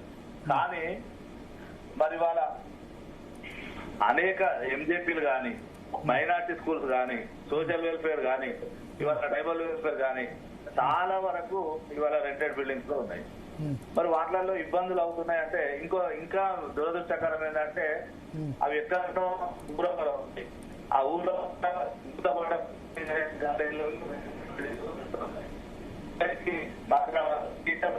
లేదు. నైట్ ఆదానికి ఏం ట్రాన్స్పోర్ట్ లేనటువంటి రావడానికి నెట్వర్క్ ప్రాబ్లం ఉంది శ్రీపాల్ రెడ్డి. చెప్పడానికి కూడా మీ నెట్వర్క్ ప్రాబ్లం ఉంది. ఫోన్ నెట్వర్క్ సిగ్నల్ కొంచెం కట్ అవుతుంది. చెప్పండి. పడుతున్నటువంటి ఇబ్బందులు ఇప్పుడు ఫోన్ చెప్పడానికి ఆ టైం టేబుల్ మార్చమని ఎన్నిసార్లు ఇంతమందికి మరి చెప్పినా కూడా చేసుకుంటున్నారు. మళ్ళీ కూడా ఇవాళ వచ్చిన చర్చ కూడా ముఖ్యంగా మళ్ళా అందరితో మాట్లాడతాం, మళ్ళా కార్యదర్శులతో మాట్లాడతాం, మళ్ళా మాట్లాడుతూ అంటారు. ఇంతకుముందే 2-3 సార్లు మాట్లాడారు. అందరు సెక్రటరీలను పిలిచి 2-3 సార్లు మాట్లాడారు. దాంట్లో క్లియర్ గా మరి 3-4 మేనేజ్మెంట్ల సెక్రటరీలు మాకు పాత టైం టేబులే కావాలని అయినప్పుడు కూడా మరి అది ఉత్తర్వుల రూపంలోకి రావట్లేదు. మరి ఏకీకృత నిబంధనలు కూడా అంతే. మరి దాంట్లో గతంలో ఉన్నదే మరి కొనసాగుతా ఉన్నది. ఇప్పుడు న్యాయమైనటువంటి శిక్షలు కూడా లేవు. కాకపోతే ఇంతకుముందు ఒక 1 year బ్యాక్ అయితే వాయిదా పడుతూ వచ్చినాయి. దాంతో మరి సమస్య కూడా వాయిదా పడుతూ వస్తా ఉన్నది. సో మీరు సాటిస్ఫైడ్ గా లేరా? ఇవాళ జరిగిన చర్చలతో మీరు సాటిస్ఫై గా లేరా? సాటిస్ఫై గా ఉన్నామా లేమా అనేది ఇంకొక వారం రోజుల తర్వాత తెలుస్తుంది సార్. ఎందుకంటే ప్రభుత్వంలో ఆ సీరియస్ గా ప్రతిసారి చర్చల్లో పాజిటివ్ గా అమలు అది గ్యాప్ జరుగుతా ఉన్నది. అతో జేఏసీ ఉన్నారు.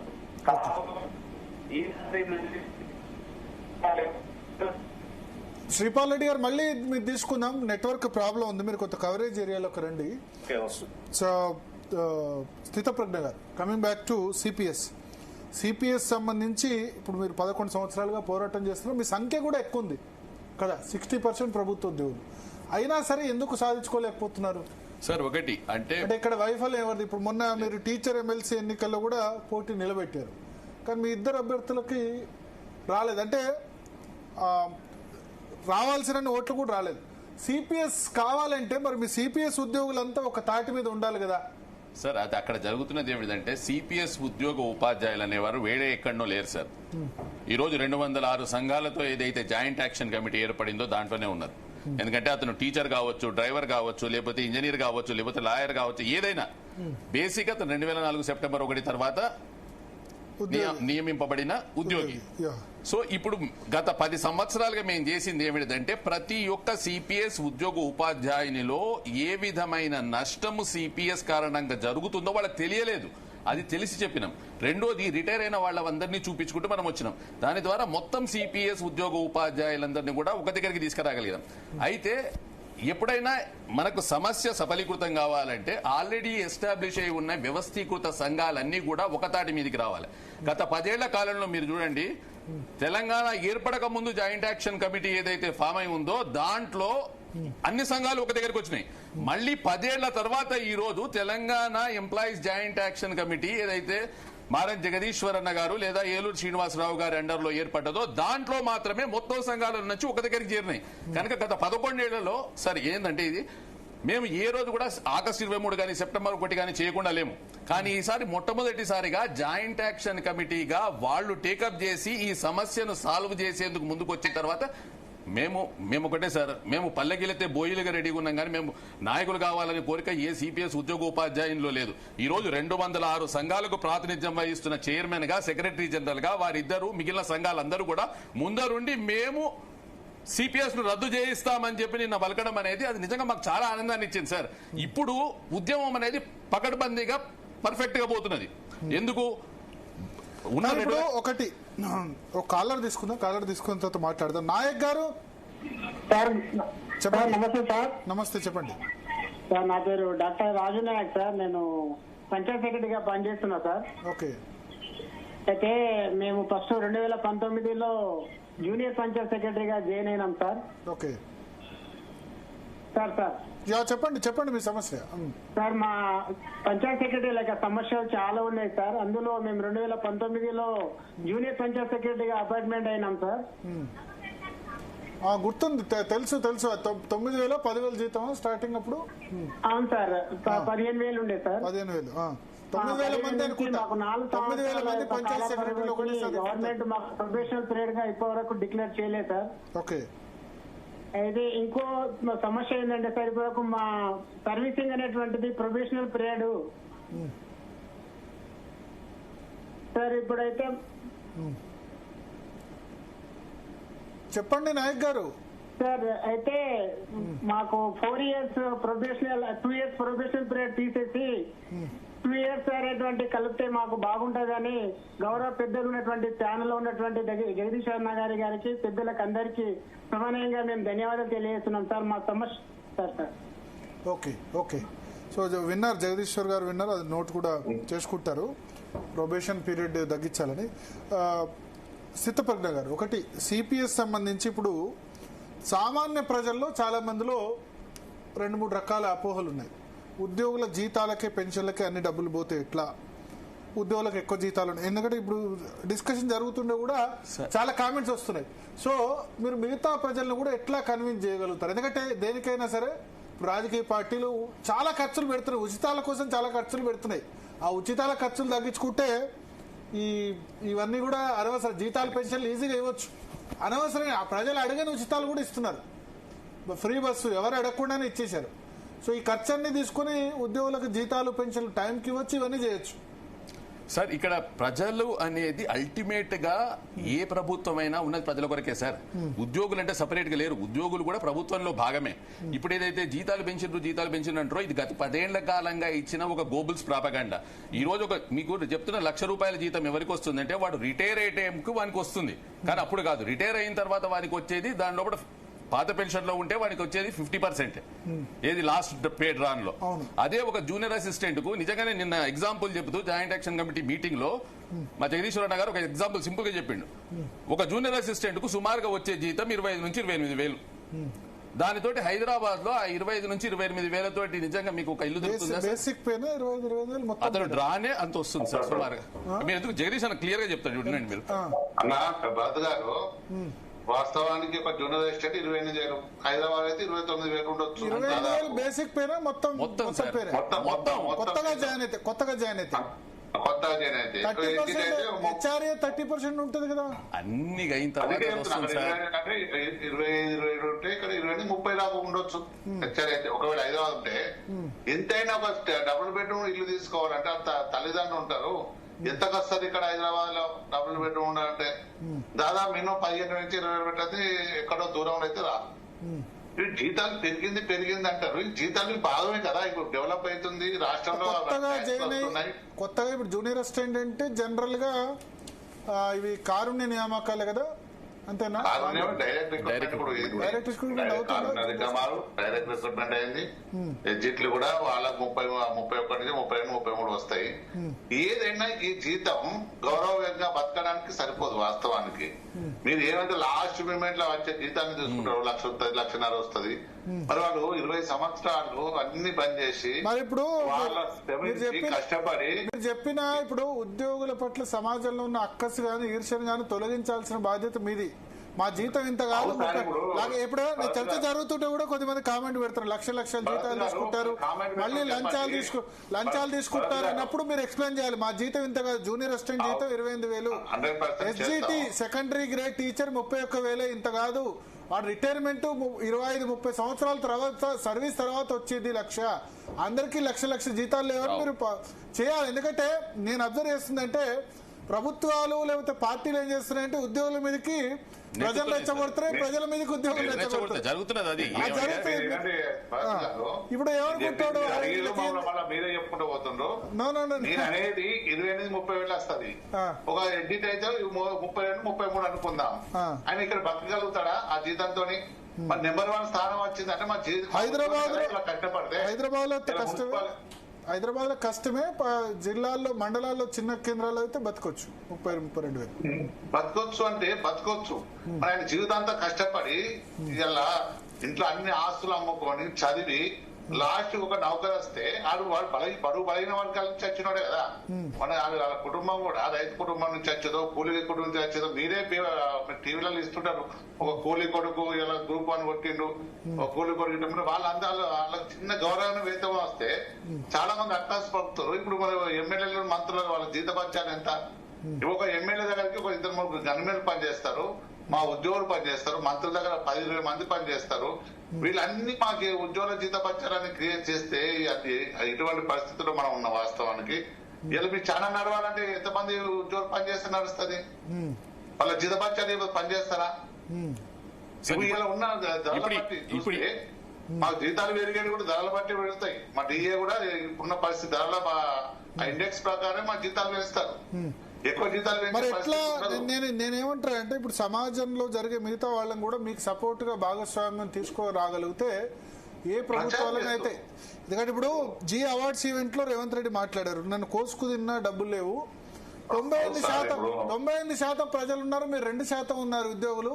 ఆ 98% మంది కట్ చేయమంటారు, ఏది కట్ చేయాలి, ఉచితాలు ఏది కట్ చేయాలని ఆయన అడిగారు.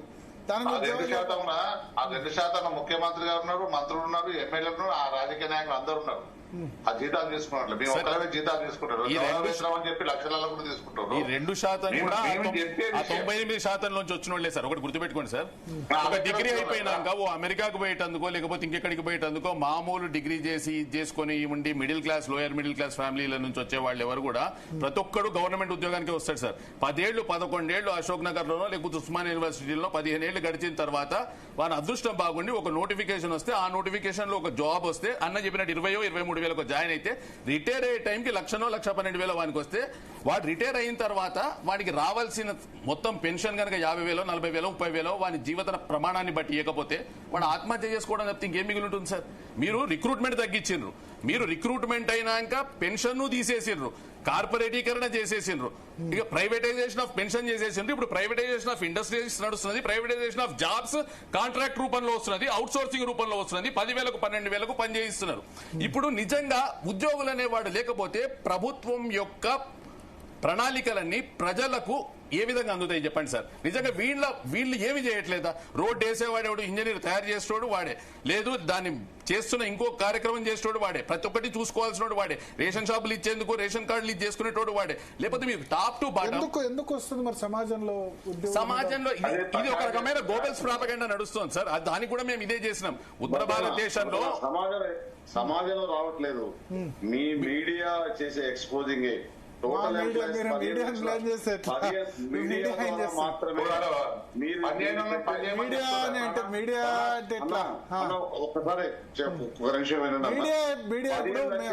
మందిలో ఏదైనా ట్రాన్స్మిషన్ న్యూస్ పోయేది మీడియా అంటే not only electronic media, social media కావచ్చు, లేకపోతే వెబ్ ఛానల్స్ కావచ్చు, ప్రింట్ మీడియా కావచ్చు. మొత్తం ఎంప్లాయీస్ 15 లక్షల మందిలో 3,50,000 మంది పర్మనెంట్ ఎంప్లాయీస్. 3,50,000 మందిలో ఇందాక జగ్గాన చెప్పినట్టుగా 30,35,000 జీతగాళ్లే 1,00,000 మంది ఉంటారు. 50,000 వచ్చేవాడు ఇంకొక 1,00,000 ఉంటారు. మొత్తం మీరు చెప్పి ఆ ₹1,00,000 పైన వస్తుంది అనుకునే వాళ్ళు ఆ పైన ఒక 50,000 మంది ఉంటారు. వాళ్ళు కూడా 30 ఏళ్లు కష్టపడి చదివి మరొక 35 ఏళ్లు ఇల్లు కొంతమందికి వస్తాయి. కానీ పబ్లిసిటీ ఎట్లుందంటే పబ్లిసిటీ మిమ్మల్ని బదనాం చేయట్లేదు. ఒక్కసారి డిఏ పెరిగితే డిఏ ఇస్తాన్న రోజు ఒక రోజు వార్త, డిఏ ఇచ్చిన రోజు వార్త, డిఏ జీవో వచ్చిన రోజు ఒక వార్త. గత ప్రభుత్వంలో పొలాభిషేకాలు ఒక డిఏకి 10 చేశాం. ఒక పిఆర్సీ గురించి కంటిన్యూగా ఒక 5 సంవత్సరాలు. కానీ మీరు అదే అంటారు కానీ 5 డిఏలు ఇవ్వలేదని మేము చేసిందని మర్చిపోతున్నారు. వీళ్ళకి 5 పెండింగ్ లో ఉన్నాయి. దేశంలో ఏ రాష్ట్రంలో కూడా 5 డిఏలు పెండింగ్ లో లేవని చెప్పింది మర్చిపోతున్నారు. అన్న నువ్వు ఒక ఉద్యోగి కుటుంబం నుంచి వచ్చిన వాడివి, నువ్వు ఈ ఫీల్డ్ ఎందుకు ఎన్నుకున్నావు, మళ్ళీ ప్రభుత్వ ఉద్యోగానికి ఎందుకు అనుకున్నావు? నీకు అర్థమైపోయింది ఇక్కడ ప్రభుత్వంలో ఉన్న బాధలు ఇవి. అప్పుడు నేను ఎన్నుకున్నప్పుడు 2007-8లో బానే ఉండే, 2005-6లో బానే ఉండేది. అందుకని కాదు ప్రభుత్వ ఉద్యోగం వద్దని అనుకోలేదు, అది గడిచిపోయింది. అట్లా ఉస్మానియాలో జర్నలిజం చదువుతున్నప్పుడు అయిపోయింది, వద్దని ఏం అనుకోలేదు. కానీ ప్రభుత్వ ఉద్యోగాలకి రాసే సమయంలోనే తెలంగాణ ఉద్యమంలో అయిపోయింది అది సమయం. అన్న మమ్మల్ని ప్రజల్లో భాగస్వామ్యం చేయొద్దు. మేము ప్రజలకి మెప్పించి జీతం తీసుకోవాలనేది కాదు. మేము కాన్స్టిట్యూషన్ రైట్ గా మేము చదువుకొని ప్రభుత్వం అపాయింట్మెంట్ చేస్తే వచ్చిన నేను అందుకనే నేను చెప్తున్నా ఏంటంటే మీడియా మెప్పియాలి, రాజకీయ నాయకులు మెప్పియాలి, ప్రజాప్రతినిధులు మెప్పియాలి. ఎవరైనా చూడండి, పబ్లిక్ రిప్రజెంటేటివ్ కానీ ఎవరైనా చూడండి, ప్రభుత్వ ఉద్యోగం మీద అందరికీ ప్రేమే. కానీ ప్రభుత్వ ఉద్యోగి అనగానే ఒక రకమైన చిన్న చూపు, ఒక ఏడన భావన, ఏమైంది మీకు అనేది. అందరినీ ఒక ఘాటిని కట్టేయద్దు. చాలా మంది నేను చెప్పిందే చెప్పారు. మరి ప్రభుత్వ ఉద్యోగులు అంటే అందరికీ హేళన, ఏం తక్కువైపోయింది, ఆ భావాన్ని ఎట్లా తొలగిస్తారని అడిగారు. మీరు ఏం చేస్తున్నారంటే పని చేయని వాళ్ళని పని చేయమని చెప్తలేదు. నౌకరు తీసుకొచ్చిన వాళ్ళకి ఎక్కువ ఉన్నాను. మన అందరూ పని చేయకుండా ఎవరు పని చేయాలి తెలంగాణలో? అందరికి ఫ్రీ పట్టుకుని ఇచ్చుకుంటా, డబ్బులు ఇచ్చుకుంటా పోయి ఈ పని చేసిన జీతాలు ఇవ్వద్దని చెప్పేసి ప్రోపగాండా బాగా సంపాదిస్తుండ్రు. ఒక సర్వే చేద్దాం, ఎంతమంది ఉన్నారు ఉద్యోగులలో ధనవంతులు. మొన్ననే వస్తారు, పొలిటికల్ గా వస్తారు, 2 ఎకరాల భూములు లేదంటారు, కోట్లు సంపాదిస్తుంటారు, మీరు అన్ని చేస్తుంటారు. ఓన్లీ ప్రభుత్వ ఉద్యోగులు లంచగొండలు క్రియేట్ చేస్తారు. అది ఇచ్చిన 1% కూడా ఉండరు. అటువంటి అందరికి లేదు అంటే ఇప్పుడు అందరి మీద లేదు, కొన్ని డిపార్ట్మెంట్స్ మీద ఉంది. అందరు చెప్తారు కదా. ఇప్పుడు టీచర్స్ ఉన్నారు,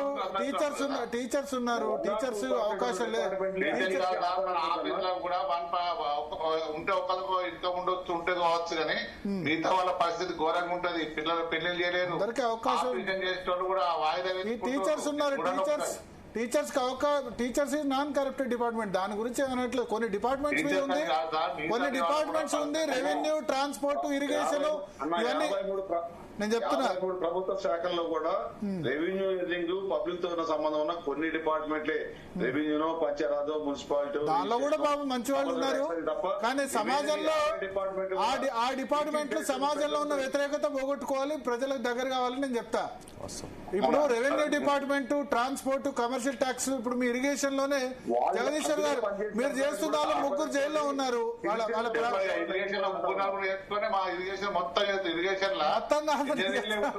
ఇరిగేషన్ అంటే ఇంజనీరింగ్ అనుకుంటారు. మిగతా వాళ్ళు చాలా ఇప్పుడు చాలా పాపం ఏమంటారు రిటైర్ అయ్యి చాలా ఇబ్బంది పడుతున్న వాళ్ళు ఆనెస్ట్ వాళ్ళు చాలా మంది ఉన్నారు. అది కాదనట్లేదు.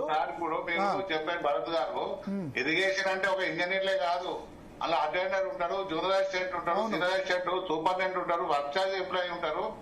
మీరు ఇందరు చూస్తారు ఇలా అంగన్వాడి 13,500 జీతానికి రానా గొడ్డు చాకరీ చేస్తారు. వాళ్ళు మాట్లాడరు, ఆశా వర్కర్లు మాట్లాడరు, నిజంగా ఇలా పారిశుద్ధ కార్మికులు మాట్లాడరు.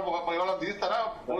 మీరేది ఇవ్వట్లేదు, మీరు ఉద్యోగ సంఘాలు మీరు పట్టించుకోవట్లేదు. ఉద్యోగ సంఘాలు మీరే పట్టించుకోవట్లేదు. ఉద్యోగ సంఘాలు వాళ్ళ గురించి ఆశా వర్కర్లు అడుగుతున్నా కదా. ఇక్కడ ఇప్పుడు మీరు సమ్మె రద్దంటే జగదీశ్వర్ గారు సమ్మె రద్దంటే కామెంట్స్ వస్తున్నాయి ఇక్కడ. వీళ్ళేంది ప్రతిసారి మీరు తప్పుగా పోతున్నారు. సమ్మె కాదు, జంగ్ సైరన్ రద్దు అంటే డిప్యూటీ సీఎం గారు ఏదైతే మాకు చెప్పిర్రో, మీరు ఇచ్చిన ఏమేమి ఇచ్చిర్రో అవిటి మాత్రమే ఇంప్లిమెంట్ చేస్తలేరని మేము కార్యాచరణ తీసుకున్నాం. మేము సిపిఎస్ కు కార్యాచరణ తీసుకోలేదు, ఏకీకృత సర్వీస్ కు కార్యాచరణ తీసుకోలేదు. ఇలా హెల్త్ కార్డు ఇంప్లిమెంట్ చేస్తాను ఎందుకు చేయలేదు, ఈహెచ్ఎస్ ఎందుకు చేయలేదు, ఇలా జాయింట్ సబ్ కమిషన్ సమావేశ కాన్స్టిట్యూట్ చేస్తాను ఎందుకు చేయలేదు, ఇలా చాలా మంది ఉద్యోగులు నర్సింగ్ డైరెక్టరేట్ ఇస్తున్నారు అది ఎందుకు చేయలేదు. అన్ని ఇప్పుడు ఉన్న ఇంతకుముందు మా ఏడు సినిమా చెప్పిన అన్ని ప్రాబ్లమ్స్ 15 ప్రాబ్లమ్స్ ఇలా వాళ్ళు తీర్చిరు. దానికే కార్డు ఇచ్చినాం కానీ మీ మొత్తం సమస్యలకు కార్డు ఇవ్వలేదు. మీరేదైతే మాట్లాడినో చెప్తాను ఇస్తానో గబ్బే దాని గురించే మాట్లాడుతున్నాం తప్ప మీరు అన్ని దాన్ని ఆపాదించే సిపిఎస్ ఇప్పుడే చేస్తారు. 20 నుంచి కొట్లాడుతూనే ఉన్నాం, ఏకీకృత సర్వీస్ 20 నుంచే కొట్లాడుతున్నాం. అన్నింటికీ చేస్తాను. పరిస్థితి 700 కోట్లు నెలలకు ఇస్తాను ఎందుకు వేయాలని అడిగినాం. 2 నెలలు కొట్టేసారు, పోయిన నెల కొట్టేసి ఈ నెల కొడుతున్నారు. ఇవన్నీ ఒప్పుకున్న తర్వాతనే మేము కాలప్ చేసినాం కదా, దాన్ని వాయిదా వేసుకుంటున్నాం. ఉద్యోగం అనేది అంచెలంచెలుగా ఉంటుంది. జగదీశ్వర్ గారు మీ డిమాండ్స్ ఎప్పటి నుంచో వినిపిస్తున్నారు, మీ ఆందోళన ఎప్పటి నుంచో చెప్తున్నారు. మరి ఉద్యోగ సంఘాల ఆందోళనతో ప్రభుత్వం అసలు దిగొస్తుంది అని భావించవచ్చు. దిగవచ్చే ఆ రోజు చర్చలకు పిలిచారు, చర్చలకు పిలిచినాక ఆఫీసర్స్ ఏంటి మరి అంటే ప్రభుత్వ హామీలతో ఉద్యోగ సంఘాలు ఏమైనా శాంతించే అవకాశం ఉందా? అవును మేడం, ఇప్పుడు ఆల్రెడీ ఆఫీసర్స్ కమిటీ వేసిన తర్వాత ఆ రోజు అన్ని చర్చించుకొని కొన్ని డిమాండ్ 15 డిమాండ్ ఒప్పుకున్నాక దాన్ని కూడా ఇంప్లిమెంట్ చేయలేదు. మన కార్యాచరణ తీసుకున్నాం, మొత్తానికి తీసుకోలేదు. ఇలా 15 కార్యాచరణ వాళ్ళు ఆల్రెడీ మాట్లాడి మన సిపాలలో మాట్లాడినట్టు ఆయన కార్యక్రమం లేడు.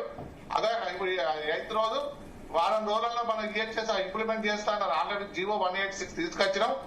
దాన్ని తీసుకుని తర్వాత విధి విధానాలు మాట్లాడి దానికి గైడ్ లైన్స్ ఇస్తాను. అది ఇచ్చినాక చాలా మంది ఉద్యోగులు పెన్షన్స్ చాలా మంది హెల్త్ కార్డు చాలా హ్యాపీగా ఉంటారు.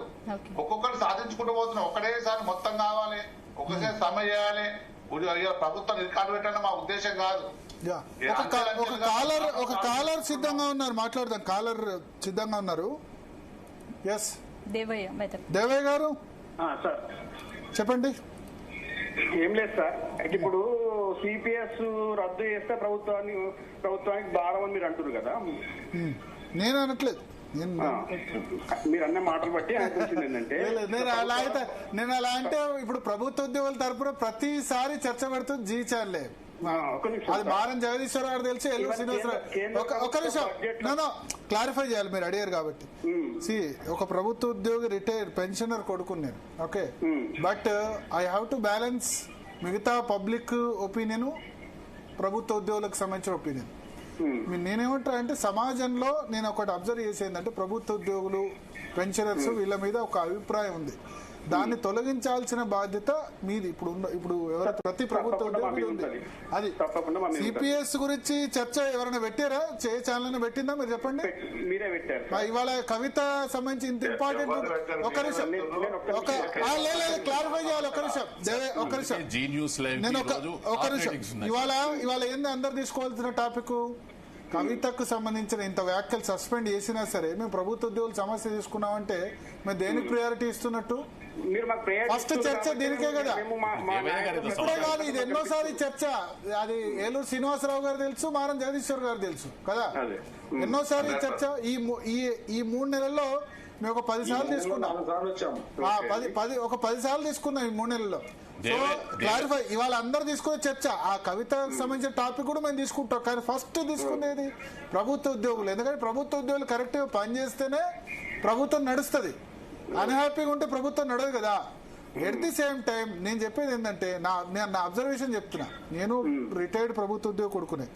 సమాజంలో కొంత ఏదైతే ఉందో భావన, ఇప్పుడు మీరు చెప్పారు జూనియర్ అసిస్టెంట్కి 28,000-29,000, నాకు కూడా తెలియదు. ఎస్జిటికి 31-32 అని తెలియదు. చాలా మంది అందరు లక్షల జీతాలు అన్నారు కదా. ఇది మీరు ప్రజల్లోకి తీసుకెళ్ళాలి. తీసుకోకపోతే ప్రతి ఒక్కళ్ళకి 1,00,000 జీతం వస్తుందని అనుకుంటారు. ఓకే, నేను 2-3 విషయాలు చెప్తా సార్. చెప్పండి దేవ గారు. నెంబర్ 1, ప్రభుత్వానికి భారం అంటే ఇప్పుడు కేంద్ర ప్రభుత్వం సాక్షాత్ బడ్జెట్ లో పెట్టిన బడ్జెట్ లో 4% మాత్రమే పెన్షన్ అని చెప్పి చెప్పింది. 4% ఉంది అని చెప్పి చెప్పింది కేంద్ర ప్రభుత్వం సాక్షాత్తు. అందులో రిటైర్డ్ ఆర్మీ ఆఫీసర్స్ ఉంటారు, అన్ని department, all India service employees association ఉంటారు, అందరు ఉంటారు. ఇక్కడ ఒక ఎంప్లాయీకి ప్రభుత్వము ఎన్పిఎస్ కాదు సిపిఎస్ చేయడం వల్ల 10% మ్యాచింగ్ గ్రాంట్ ఇస్తుంది. మరి అది ప్రభుత్వానికి భారం కావట్లేదా? ఎందుకంటే 40 సంవత్సరాల ఉద్యోగంలో ఉన్న వ్యక్తికి 30 సంవత్సరాల ఉద్యోగం ఉన్న వ్యక్తి 30 సంవత్సరాలు ఇస్తారు. మా అంటే రిటైర్ అయిన తర్వాత 10-15 సంవత్సరాల మరణించే వరకు పెన్షన్ ఇస్తారు. దాంతో పెద్ద భారం కాదు కదా. భారం అంటే సరే, జయప్రకాష్ నారాయణ మేధావులు ఏం చెప్తారంటే పెన్షన్ భారం అంటారు. మరి ఆయనకు ఒక ఎమ్మెల్యేగా ఒక రిటైర్డ్ ఆఫీసర్ గా కూడా పెన్షన్ తీసుకుంటుండు. మరి మేము ఎవరితో కంపేర్ కాదు. మీరు సగటున ఒక 2-3 ఉదాహరణలు చెప్తాను. మా దగ్గర రికార్డ్ అటెండర్ గా చేసిన కోడూరు చంద్రయ్య పెన్షన్ సంవత్సరానికి 16,400 రూపాయలు. ఆయన ఒక 30 సంవత్సరాలు సర్వీస్ చేస్తే 2013లో ఆయన రెగ్యులరైజ్ చేసింది ప్రభుత్వం. తర్వాత మా దగ్గర రామాయంపేటలో కిషన్ సార్ అని ఒక టీచర్ 20 సంవత్సరాలు డ్యూటీ చేసిండు. రిటైర్డ్ టీచర్ మన ఎస్జిటి 2003 డిఎస్సి ద్వారా నియామకమే చేసిండు. ఆయనకు రాబోయే పెన్షన్ 4700 రూపాయలు. ఇంకా ప్రభుత్వము ఆయనకు మ్యాచింగ్ గ్రాంట్ 9 నెలల పైచీలకు అమలు యాడ్ చేస్తే ఆయన జనవరి 2025 రిటైర్ అయ్యిండు. ఆయనకు పెన్షన్ సెటిల్ కావాలంటే ఇంకా 4-5 నెలలు కూడా పడుతుంది. తర్వాత సంతోష్ రెడ్డి అని చెప్పి నిర్మల్ ఒక teacher retired physical handicap teacher retire అయ్యిండు. ప్రభుత్వం ఇస్తున్న ఆసరా పెన్షన్ 4,000 రూపాయలు. ఆయనకు వచ్చే పెన్షన్ 200 కూడా లేదు. మరి ప్రభుత్వ యొక్క సబ్సిడీలు వదులుకొని కష్టపడి ఉద్యోగం తెచ్చుకున్న మా సంతోష్ రెడ్డి ఏం పాపం చేసిండు? మరి మామూలు వికలాంగ ఏ ఒక్క వ్యక్తిని కూడా మేము విమర్శించట్లేదు. మేము కూడా ప్రజల్లో ఉద్యోగం అంటే చాలా ప్రభుత్వ వెల్ఫేర్ స్కీమ్స్ అన్నిటికీ అనర్హుడే. డైరెక్ట్ ఉద్యోగం ఒక రైతు బంధు రైతు బీమా తప్ప ఏది రాదుగా, అంతే కదా? రైతు బంధు రైతు బీమా తప్ప మిగతా అన్ని స్కీమ్స్ కు ఇనెలిజిబులే. ఏం తప్పు చేసిండు వాళ్ళ కుటుంబం, ఏం తప్పు చేసింది వాళ్ళ పేరెంట్స్ కూడా ఈవెన్ ఏంది పెన్షన్ కూడా ఇవ్వరు. ప్రభుత్వము క్లియర్ గా కాంగ్రెస్ గవర్నమెంట్ వస్తే పాత పెన్షన్ ఇస్తాయని చెప్పి మా ఉద్యోగ సంఘ నాయకులు అందరూ కూడా ప్రభుత్వానికి ఒత్తాసు పలుకుతుంటే కూడా ఉద్యోగులు అందరం కూడా ఒకటే నిర్ణయం తీసుకున్నాము. సిపిఎస్ రద్దు చేసేదానికి మేము మద్దతిస్తామని చెప్పి డిసైడ్ అయ్యి ప్రభుత్వాన్ని గెలిపించుకొచ్చినాం మేము. ఇప్పుడు కూడా ఇంకా చర్చలు కాలయాపనలు కమిటీలు ఎందుకండి? జార్ఖండ్, ఛత్తీస్గఢ్, రాజస్థాన్, హిమాచల్ ప్రదేశ్, పంజాబ్ రాష్ట్రాల్లో జీవోతో వచ్చింది. ఇంకా జీవోలు లేవు, జీవోలు ఒకటే కావాలి, కార్యాచరణ వద్దు. ఈ కమిటీలు కాలామని చెప్తా మేము దానికి ఒప్పుకునే ప్రసక్తే లేదు. మా నాయకులు ఒప్పుకుంటే మేము ఏం చెప్తాం? నాయకులు మాకు టీజీఓ మా సిద్ధపంచ గారు చెప్పిండు 1 సంవత్సరం కాల గడువు అని చెప్పి. ఆ గడువులోగా ప్రభుత్వం ఎలాంటి బేషరతుగా లేకుండా ఖచ్చితంగా సిపిఎస్ రద్దు చేయాలని చెప్పి డిమాండ్ చేస్తున్నాం. సెప్టెంబర్ 1 అదే ఇప్పుడు నిన్న జాయింట్ యాక్షన్ కమిటీ దాంట్లో ఇచ్చింది కూడా సెప్టెంబర్ 1 లోపల నిన్న చేసిన ఏకవాక్య తీర్మానం కూడా అదే సార్. ఏమనంటే 1 సంవత్సరం లోపుగా మేనిఫెస్టోలో పెట్టిన విధంగా సిపిఎస్ రద్దు చేయమని. ఈ లోపల మీరు ఏం చేసినా ఇప్పుడు దాని కొరకు మీరు ఏ విధంగా చేయాలి ఏం చేయాలి తెలియకపోతే ఆ రాష్ట్రాలకు వెళ్లి తెలుసుకొని వచ్చి చేసినా నష్టం లేదు. ఇప్పుడు దాని కొరకు మీరు ఆఫీసర్స్ కమిటీ వేసి వాళ్ళని పంపించండి, వాళ్ళని తెలుసుకొని రమ్మనండి. ఇప్పుడు దేవయ్య గారి బాధ కూడా ఏమిటంటే ఒక జీవోతో రద్దయ్యే దాని కొరకు ఇంతలో లేదు. కానీ జీవో ఇవ్వడం ఎట్లా, దాని విధి విధానం ఏమిటిదని తెలియకపోతే దాని కొరకు ఒక కమిటీ, ఇప్పుడు ఆఫీసర్స్ కమిటీ ఎట్లేస్తున్నారో వీళ్ళు ఎట్లేస్తున్నారో వీళ్ళందరినీ జార్ఖండ్, ఛత్తీస్గఢ్, రాజస్థాన్, హిమాచల్ ప్రదేశ్ పంపిస్తే అయిపోయాయి కదా సార్. ఎందుకు హిమాచల్ ప్రదేశ్ పంపించండి? లేటెస్ట్ గా కాంగ్రెస్ పార్టీ గెలిచిన ప్లేసు, కేబినెట్ ఫస్ట్ మీటింగ్ లోనే చేసిన ప్లేసు, అక్కడ ఎట్లా చేసినో వాళ్ళు చెప్తారు, ఎట్లా చేయాలో చెప్తారు. ఇక్కడికి వచ్చి సార్ మాకు సిపిఎస్ 100 రూపాయల స్టాంప్ పేపర్ మీద ఒక అగ్రిమెంట్ చేసుకుని మా ప్రాణం తాకట్టు పెట్టేసింది సార్. ఇప్పుడు బాధ ఏమిటంటే ఇది భారం అవుతుందని కాదు, వీళ్ళు ప్రతి నెల వీళ్ళు 400 కోట్లు ప్రభుత్వం తీసుకుపోయి అప్పనంగా పెడుతున్నది. కానీ రిటైర్ అయిన తర్వాత ఈ 400 కోట్లు కాదు, వాడు రిటైర్ అయిన ప్రతి ఒక్కరికి 1000 రూపాయలు, 1200, 2000, 3000 వస్తున్నాయి సార్. ఇప్పుడు ఈ 400 కోట్లు మాకు పెట్టకండి, మీ దగ్గరనే పెట్టుకోండి అంటున్నాం. రిటైర్ అయినాక మేము 5 ఏళ్ళు బతుకుతామో, 10 ఏళ్ళు బతుకుతామో, 2 ఏళ్ళు బతుకుతామో, మాకు ఇచ్చే అమౌంట్ దీనికంటే తక్కువ అవుతుందని సార్. ఎందుకంటే ఇన్ఫ్లేషనరీ ఇండిసెస్ ప్రకారం ఈ రోజు ఏదైతే ఇస్తున్నారో అది చాలా ఎక్కువ మొత్తం. దాన్ని ఇంకో ప్రజా ఉపయోగ కార్యక్రమాలకో లేవో ఇరిగేషన్ ప్రాజెక్టుకో ఇంకో దానికో వాడుకోవచ్చు. కాబట్టి మేము కోరేది ఒకటే సార్, కాంగ్రెస్ పార్టీ పెట్టింది, చేసింది, చెప్పింది. ఇప్పుడు ఇక్కడ కూడా తెలంగాణలో అదే చేయాలి. ఇంకా రెండో థాట్ ప్రాసెస్ అనేది రాదు కదా సార్. ఇక చేయకుంటే మేము అడగాం సార్. వీళ్ళు నిజంగా ఇంకే రాష్ట్రంలో చేయలేదు. ఇప్పుడు బీజేపీని అడగలుగుతామా? 15 రాష్ట్రాల్లో సొంతంగా ఉంది, ఇంకో 5 రాష్ట్రాల్లో కోalition లో ఉంది, 2 యూనియన్ టెరిటరీస్ లో ఉంది. ఎక్కడ కూడా చేయలేదు, వాళ్ళు చేయట్లేదు. కాంగ్రెస్ ప్రభుత్వం చేసింది. అంతెందుకు, నిన్నటికి మొన్న ఛత్తీస్గఢ్ లో పాత పెన్షన్ పునరుద్ధరిస్తే August 1 నుంచి మళ్ళీ మేము యూపీఎస్ లోకి వెళ్తామని చెప్పి బీజేపీ వాళ్ళు ఒకటి తీసుకొస్తున్నారు. కానీ కాంగ్రెస్ పార్టీ అట్లా కాదు కదా. They have done it. అక్కడ చేసినప్పుడు ఇక్కడ చేయడానికి నష్టమేంది? జాతీయ స్థాయిలో కాంగ్రెస్ పార్టీ ఎందుకు మేనిఫెస్టోలో పెట్టలేదు సార్? ఒకటే విధానం సార్ దీనిలో. జాతీయ స్థాయిలో కూడా దాన్ని పెడుతున్నారు. కాకపోతే ఇక్కడ ఏమిటిదంటే సింపుల్ లాజిక్ లో ఒక లాజిక్ తీసుకున్నారు. ఏమిటి? స్టేట్ బై స్టేట్ రాష్ట్ర ప్రభుత్వాలు వాటి మీద నిర్ణయం తీసుకోవచ్చు. రాష్ట్ర ప్రభుత్వాలు నిర్ణయం తీసుకోవచ్చు, కానీ కేంద్ర ప్రభుత్వ ఉద్యోగులు చాలా మంది 2003 తర్వాత జాయిన్ అయిన వాళ్ళకి వర్తింపజేయవచ్చు కదా. వాళ్ళ దానికి కూడా మేము అందుకే ఒక దగ్గరికి చేర్చి ఈ 1 కోటి మందిని కూడా దానికి ఒక సంఘం స్థాపించి NMOPS అని చెప్పి ఇప్పుడు ఆ ప్రయత్నంలోనే ఉన్నాం సార్. ఇప్పుడు ఏంటంటే అడిగేవాడు ఉంటే పెట్టేవాడు ఉంటాడు సార్. సో జాతీయ స్థాయిలో ఈ ఉద్యమాన్ని బిల్డ్ చేయడానికి ఈ 15 ఏళ్ల కాలం పట్టింది.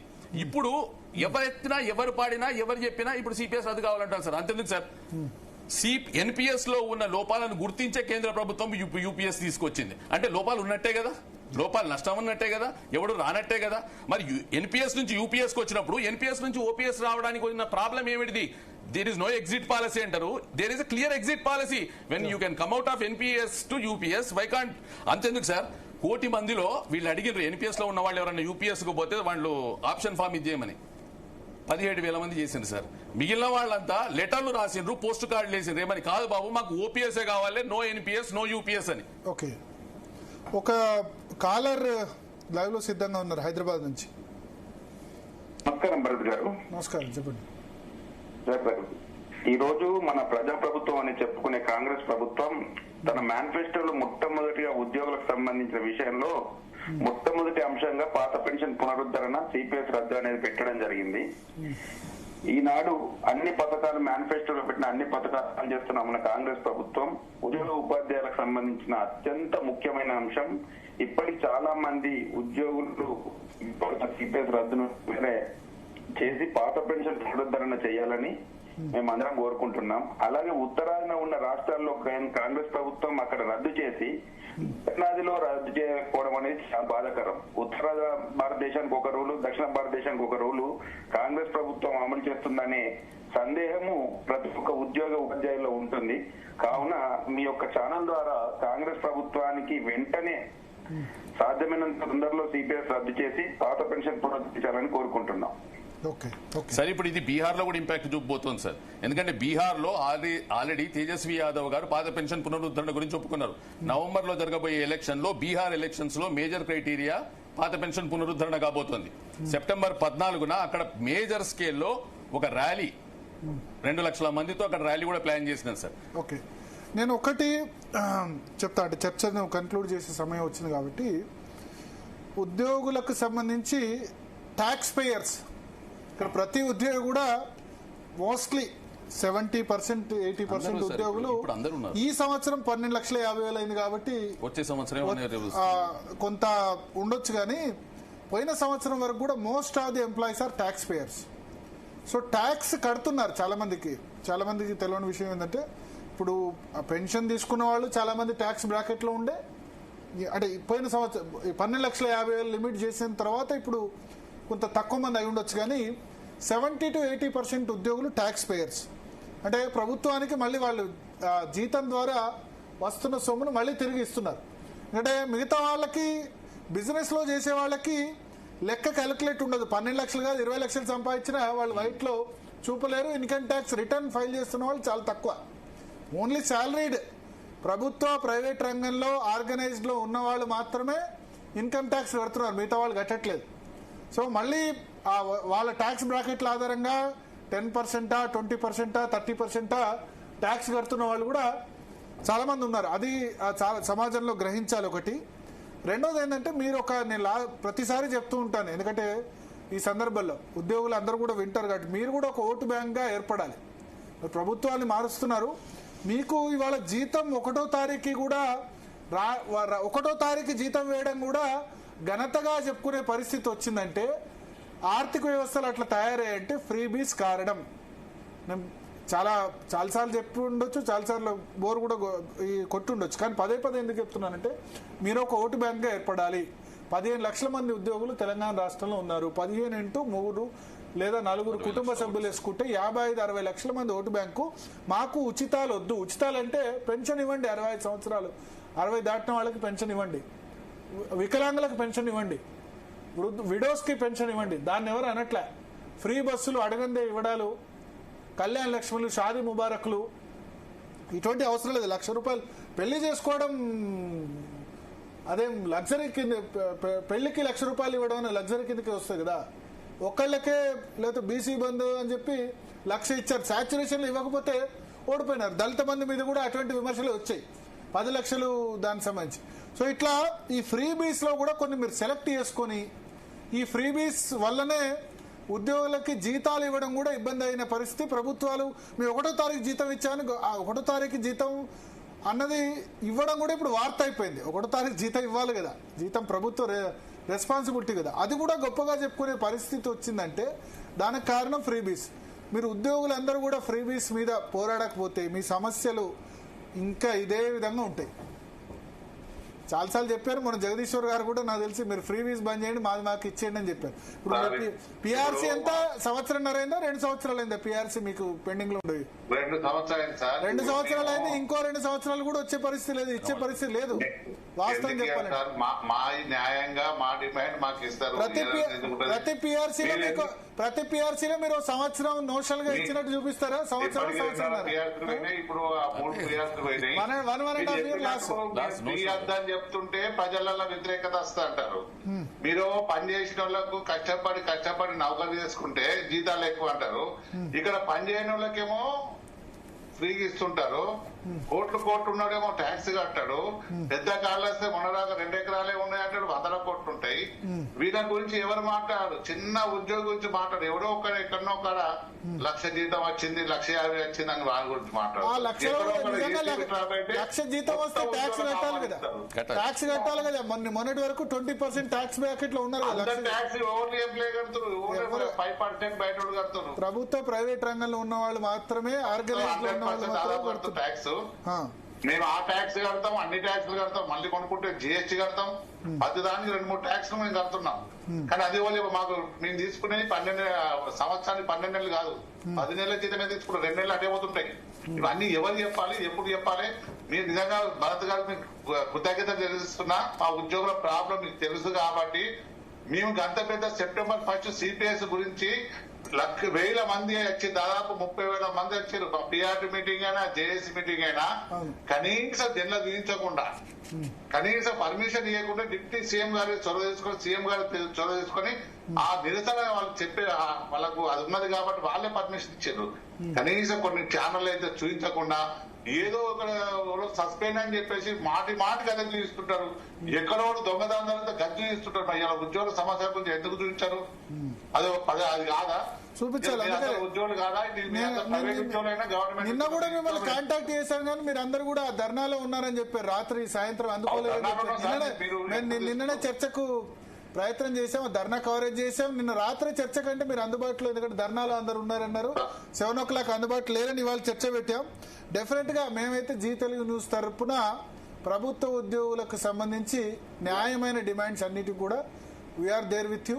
ప్రభుత్వం ఏదైతే హామీ ఇచ్చిందో డెఫినెట్ గా మేము మీకు మద్దతుగా ఉంటాం. అట్ ది సేమ్ టైం నేను చెప్తున్నా 2 విషయాలు. ఫ్రీబీస్ కు వ్యతిరేకంగా పోరాడితేనే ప్రభుత్వ ఉద్యోగి అనేవాడు మనగడలో ఉంటాడు, లేకపోతే మీకు జీతాలు ఇవ్వడమే గొప్ప అనే సిచ్యువేషన్ వస్తుంది. కామన్ పబ్లిక్ కి ప్రభుత్వాలు, పార్టీలు ఆ విధంగా జీతం ఇస్తున్నాం కదా, 1వ తారీఖు జీతం ఇస్తున్నాం కదా అన్నదే గొప్ప అనే విధంగా వస్తుంది మీరు ఫ్రీబీస్ మీద ఫైట్ చేయకపోతే. రెండోది, మీరు సమాజంలో ఎక్స్ప్లెయిన్ చేయాలి. ఇప్పుడు చెప్పినట్టు ₹1,00,000 జీతం ఎంతమందికి వస్తుంది అది. మూడోది, మీ శాఖలలో అన్ని డిపార్ట్మెంట్స్ అనట్లేదు, కొన్ని డిపార్ట్మెంట్లు, ఆ డిపార్ట్మెంట్స్లో కూడా అందరు కాదు, కొన్ని డిపార్ట్మెంట్ మీద ప్రజల్లో చాలా తీవ్ర వ్యతిరేకత ఉంది. దానిలో ఎవడైతే తప్పు చేస్తున్నాడో, తప్పు చేస్తున్న ఉద్యోగిని, పీడించే ఉద్యోగుల్ని హెచ్చరించాల్సిన బాధ్యత మీ మీద ఉంది. పీడిస్తున్న వాళ్ళని ఎస్పెషల్లీ లంచాల కోసం కాదు, లంచాలు ఇస్తేనే పనిచేస్తామని పీడిస్తున్న వాళ్ళని హెచ్చరించి వాళ్ళను మీ వల్ల మాకు చెడ్డ పేరు వస్తుంది, మా డిపార్ట్మెంట్ చెడ్డ పేరు వస్తుంది అని చెప్పకపోతే ప్రాబ్లం. ప్రజల్లో ఉద్యోగుల మీద వ్యతిరేకత తగ్గడానికి ఇది ఖచ్చితంగా, ముఖ్యంగా ఉద్యోగులు అంటేనే ఇప్పుడు అవినీతి పరులు లేకపోతే ఈ విధంగా అన్నది అయిపోయింది. మెజారిటీ డిపార్ట్మెంట్స్, ఇప్పుడు టీచర్స్ ఉన్నారు, టీచర్స్ అవినీతి ఎట్లా చేయడానికి అవకాశం లేదు. కొన్ని డిపార్ట్మెంట్స్ ఉన్నాయి, ఆ డిపార్ట్మెంట్స్లో కూడా అందరూ అనను, ఆ డిపార్ట్మెంట్స్లో మంచి కూడా ఉన్నారు. మంచి కంటే చెడు ఎక్కువ డామినేట్ చేస్తున్న డిపార్ట్మెంట్ వాళ్ళని మీ తోటి ఉద్యోగులు హెచ్చరించండి. అందరికీ అవకాశం ఉండదు. మీరు అన్నారు ఇరిగేషన్లో అటెండర్లు ఉంటారు, చాలా మంది అది ఉంటారు, వాళ్ళకి అవకాశం ఉండకపోవచ్చు. కానీ కొన్ని రెవెన్యూ, ట్రాన్స్పోర్ట్, కమర్షియల్ ట్యాక్సెస్ ఇవన్నీ డిపార్ట్మెంట్స్ మీద బాగా నెగటివ్ ఇమేజ్ ఉంది. మున్సిపల్ అడ్మినిస్ట్రేషన్, ఈ ప్లానింగ్, పర్మిషన్లు ఇవ్వడాలు, టౌన్ ప్లానింగ్, ఇటువంటి వాటిలో చాలా ఆల్రెడీ వాళ్లకు హెచ్చరించడం, ఎవరు దీనికి ప్రజలకు సేవ చేయండి, ఇటువంటి కార్యక్రమాలు తీసుకుంటే మీ కుటుంబం నాశనం అవుతుంది. చాలా మంది ఏసీబీ క్రాప్ అయిన వాళ్ళు మీ ప్రభుత్వాన్ని కూడా కామన్ కాదు, ప్రభుత్వ ఉద్యోగులు కూడా అడుగుతున్నారు, వేరే తోటి ప్రభుత్వ ఉద్యోగులు కూడా అడుగుతున్నారు లంచం. అది మేము కూడా చెప్తున్న వాళ్ళను. నిన్ననే ఏసీబీ డేటా రిలీజ్ చేసింది, హైయెస్ట్ ఏసీబీ కేసెస్ అట ఈ మంత్, ఈ ఇయర్. టార్గెట్ అయితే సార్, ఇప్పుడు టార్గెట్ అంటే అయితే బ్లాక్ మెయిల్ చేసేటోళ్ళు కూడా ఉన్నారు, అలా బ్లాక్ మెయిల్ చేసి పట్టించేటోళ్ళు ఉన్నారు. ఎన్ని రకాలుగా మీరు అంటే మొత్తం తీసుకోకపోతే అయిపోతుంది. ప్రభుత్వ ఉద్యోగులు కూడా వ్యవస్థలో ఉన్నారు సార్. వ్యవస్థ ఎప్పుడైతే ఇదో డిటీరియరేట్ అవుతుందో ఆటోమేటిక్ అట్లా. కాకపోతే ఏమంటే జనరలైజ్ చేసి ప్రభుత్వ ఉద్యోగులందరినీ ఒక ఘటన కట్టడం అనేది ఎప్పుడు కూడా సమంజసం కాదు. నేనేమంటారు అంటే మిగతా ప్రభుత్వ ఉద్యోగుల్లో ఉన్న మంచి వ్యక్తులు, ఈ వ్యక్తులను ఐడెంటిఫై చేసి మీరు ఇట్లా చేయకండి, చేస్తే మనకు చెడ్డ పేరు వస్తుంది, పీడించకండి. ఈ లాస్ట్కి ఏంటంటే అది చెప్పకూడదు, ఇస్తే తీసుకోండి కానీ పీడించకండి. ఎవరైనా హ్యాపీ చేస్తే తీసుకోండి, పీడించకండి. ఎందుకంటే కొన్ని బాధ కొంతమంది చెప్పుకుంటారు. ఒక నిమిషం, రిటైర్మెంట్ బెనిఫిట్స్ వచ్చిన దాని దగ్గర కూడా డబ్బులు అడుగుతున్నారట. ఇది తప్పు కదా. రిటైర్మెంట్ బెనిఫిట్ ఇచ్చిన దానిలో కూడా నేను చెప్పింది ఏంటండి భరత్ గారు, ఈ వ్యవస్థను రాజకీయ వ్యవస్థ మా వాళ్ళతో తప్పు చేయించి పనిష్మెంట్ అనుభవించిన వాళ్ళు చాలా మంది ఉన్నారు. రాజకీయ జోక్యం చేసుకున్న రోజు ఇవన్నీ ఉంటాయి. అడ్మినిస్ట్రేషన్ వాళ్ళు చేస్తూ ఏ ప్రాబ్లమ్స్ ఉంటుంది. అడ్మినిస్ట్రేషన్ ఎక్కడ ఉంది? రాజకీయ వ్యవస్థని ఇప్పుడు ఒక పోస్టింగ్ కావాలంటే రాజకీయ నాయకులు చుట్టే తిరిగి వచ్చేస్తుంది. వాడు ఇక్కడ మంచి చేస్తాడు. నేను ఒక ఎగ్జాంపుల్ చెప్తా. ఇప్పుడు టీచర్ ఎమ్మెల్సీ మన ఎన్నిక జరిగింది. వీళ్ళు సిపిఎస్ ఉద్యోగులు ఎక్కువ మంది ఉన్నారు. సిపిఎస్ 2 చోట్ల క్యాండిడేట్ పెట్టింది. వాళ్ళు ఓటేసుకున్నారా? పరిస్థితి దాంట్లో సార్ ఇప్పుడు ఏమిటిదంటే ఈ ఎలక్షన్స్ లో మేము ఒకటి తీసుకుంటేందుకు పోయినాం. ఏమని? గెలవడం క్రైటీరియానే, కాకపోతే నిలబడడం ద్వారా అదొక చర్చకు దారి తీయాలని. ఈ రోజు వచ్చిన ఓటు 400, 500, 1000, 2000 ఉండొచ్చు. కానీ అక్కడ తేడా ఎక్కడొస్తుందంటే మొత్తం ఎలక్షన్ సిస్టమ్ అనేది కంప్లీట్ గా మనీ మేనేజ్మెంట్ లో పడిపోయింది. అక్కడ డబ్బు తప్పితే ఇంకోటి లేదు. అసలు ఇంకోటి సార్ ఫన్నీ, ఉపాధ్యాయ ఎన్నికల్లో కూడా అది జరుగుతున్నది. ఇప్పుడు నేను అనేది ఏంటి, మీకు సిపిఎస్ వస్తే లక్షల బెనిఫిట్ జరుగుతుంది. ఉపాధ్యాయ ఎన్నికల్లో ఓటు ఇచ్చేది 5000, 10,000 వస్తుంది, అంతే కదా. దానికి కాకుండా కూడా ఇంకోటి ఏం జరుగుతుందంటే ఎక్కడైతే బెనిఫిట్ కాకుండా దాని గురించి ఇప్పుడు వ్యవస్థీకృత సంఘాల్లోనో మాతృ సంఘాలనో వాళ్ళు నిలబెట్టిందనో వాళ్ళకి ఓట్లు వేయాలనో ఇవన్నీ కోరికలు కూడా పడుతున్నాయి. అక్కడే మేము అడుగుతున్నది ఏమి, ఒక చర్చకు దారి తీయాలని నిలబెట్టినాం. ఆ చర్చ నిజంగా జరిగింది. ఇది ఒక రోజులో పోయేది కాదు సార్. ఇది మేము కోరుకునేది. 400 ఓట్లు అంటే తక్కువ కాదు. మీకు మీ వాళ్ళు సిపిఎస్ వేల ఓట్లు సిపిఎస్ వాళ్లకు పడితే సిపిఎస్ క్యాండిడేట్లు గెలిచేవాళ్ళు 70% మీరే కదా. మొత్తం మేమే గెలిచేవాళ్ళం.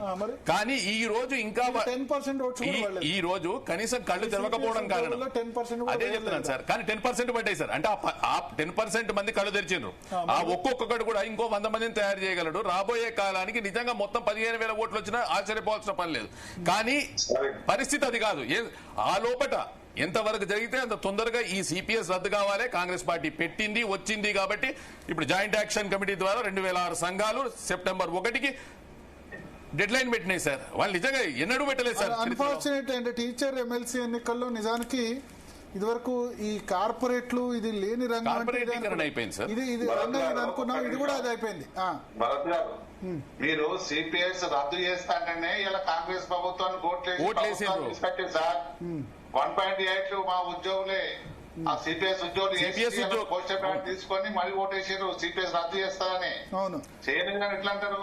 ఒక ఎమ్మెల్సీ కేసేంత మాత్రాన సిపిఎస్ రద్దయితాన్ని కాదు, ఈ ప్రభుత్వాన్ని సిపిఎస్ రద్దు చేస్తాను. ఒక ఎమ్మెల్సీ గెలిచినంత మాత్రం ప్రభుత్వం ఎందుకు ఇప్పుడు టీచర్ ఎమ్మెల్సీలు రెండు సిపిఎస్ గెలిస్తే వాళ్ళ మీద ఒత్తిడి పడకపోనా? అంటే అక్కడ మా యొక్క ఇప్పుడు ఎట్లుంటుందంటే సార్, క్యాండిడేట్లు బలంగా కూడా ఉండాలి. రెండోది అక్కడ సిపిఎస్ ఉద్యోగోపాధ్యాయులకు వాళ్ళ మాతృ సంఘాల మీద ఉండే ప్రేమ కూడా కొంత కావచ్చు. రెండు మీరు అన్నట్టు కమర్షియలైజేషన్, కార్పొరేటైజేషన్ కావచ్చు.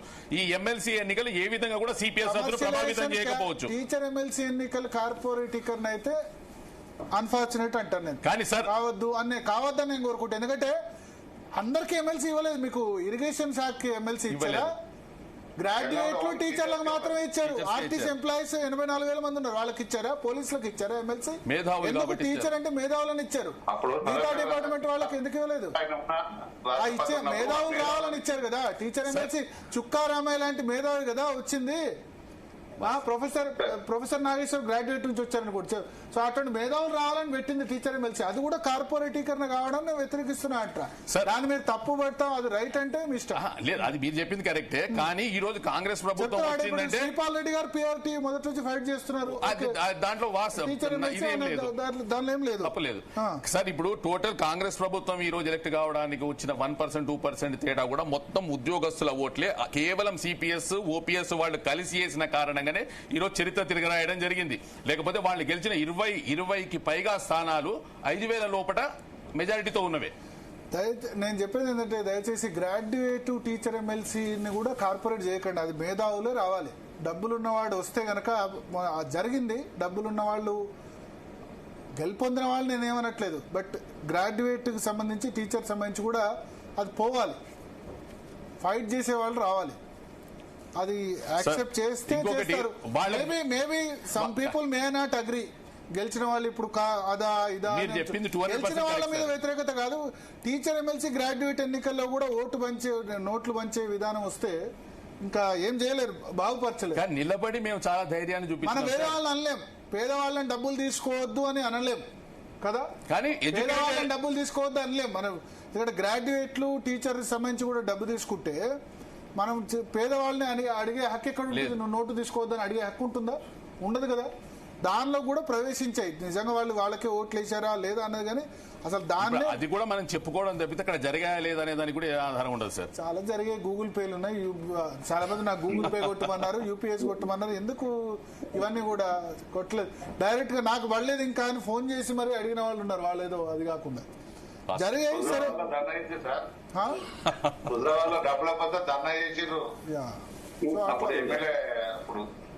సో అట్లా ఉంది. సరే, అది ఇటర్ల హైందర్ ఎమ్మెల్యే దానిలో 6,000 జనరల్ పబ్లిక్. ఇప్పుడు మనకు జనరల్ పబ్లిక్ అనే హక్కు ఉండదు కదా. మేధావులు కూడా ఆ విధంగా చేస్తే చేయకూడదు కదా. ఎందుకంటే విద్య బోధిస్తున్నప్పుడు వాళ్ళను అది నిజంగా కూడా ఎవరికి నేను అడిగాను. సిపిఎస్ ఉపాధ్యాయులు నేను అడిగినారు, మీరు ఓట్లేసుకుంటే మరి సిపిఎస్ నాయకత్వం ఇద్దరు గెలిస్తే బలంగా ఉండేది కదా, ఖచ్చితంగా ఇక ప్రభుత్వం డెస్పరేట్ గా ఉండదు కదా. అప్పుడంటే అందరు ఓటింగ్, దాని సిపిఎస్ ఉద్యోగులు ఉన్నారు, నాన్ సిపిఎస్ ఉద్యోగులు ఉన్నారు, అందరు ఓటింగ్. ఇది క్లియర్ గా ఒకటే సంఘం చేస్తే గనక మీ సిపిఎస్ ఒత్తిడి పెరగదు కదా. అంటే 5-10% కూడా ఓటు రాలేదు. అటువంటిప్పుడు మన నేతల్ని కూడా ఏమంటాం? సంఘ నేతలు ఇప్పుడు మీరు కూడా మాకు ఇన్ని ఓట్లు ఉన్నాయని చెప్పుకుంటే మీ దగ్గర ప్రభుత్వం ఉంటుంది కదా. ఈసారి ఇంకా లేదు సార్. ఇప్పుడు ఎందుకంటే ఒక్కసారి మనం స్టార్ట్ అయిన తర్వాత ఈ రోజు అవి 5%, 10% కావచ్చు. కానీ నెక్స్ట్ టైం కి వచ్చే వరకు ఇది రాసి పెట్టుకోండి సార్, 100% చాలా మంది చర్చలో 317 గురించి అడగండి అని అంటున్నారు. ఏంది 317 జీవో సంబంధించి ఏంటి? శ్రీపాల్ రెడ్డి గారు ఉన్నారా? లేదు, ఈరోజు శ్రీపాల్ రెడ్డి గారు ఎమ్మెల్సీ అయిపోయారు. అడిగేది మమ్మల్ని అడిగారు. అంటే ఎక్కువ మంది టీచర్స్ ఉన్నారు కదా, అది చెప్పండి. 317 జీవో చెప్పండి. జగదీష్ గారు 317 జీవో ఏమైంది? కొన్ని ఇబ్బందులు ఉన్నా డిప్యుటేషన్ ఇస్తామని చెప్పారు. మేమే అడిగినాం. చాలా మంది ఇబ్బంది పడుతున్నారు. కొన్ని ఖాళీలు ఉన్నా డిప్యుటేషన్ ఇవ్వమని చెప్పాం. దానికి సానుకూలంగా ఉన్నది. ఎక్కడన్నా అడ్జస్ట్ అయితే మిగతా పోస్టులలో పోస్టింగ్ ఇవ్వమని చెప్పాం. ఓకే, డిప్యుటేషన్ ఇస్తామని చెప్పారు అంతేనా?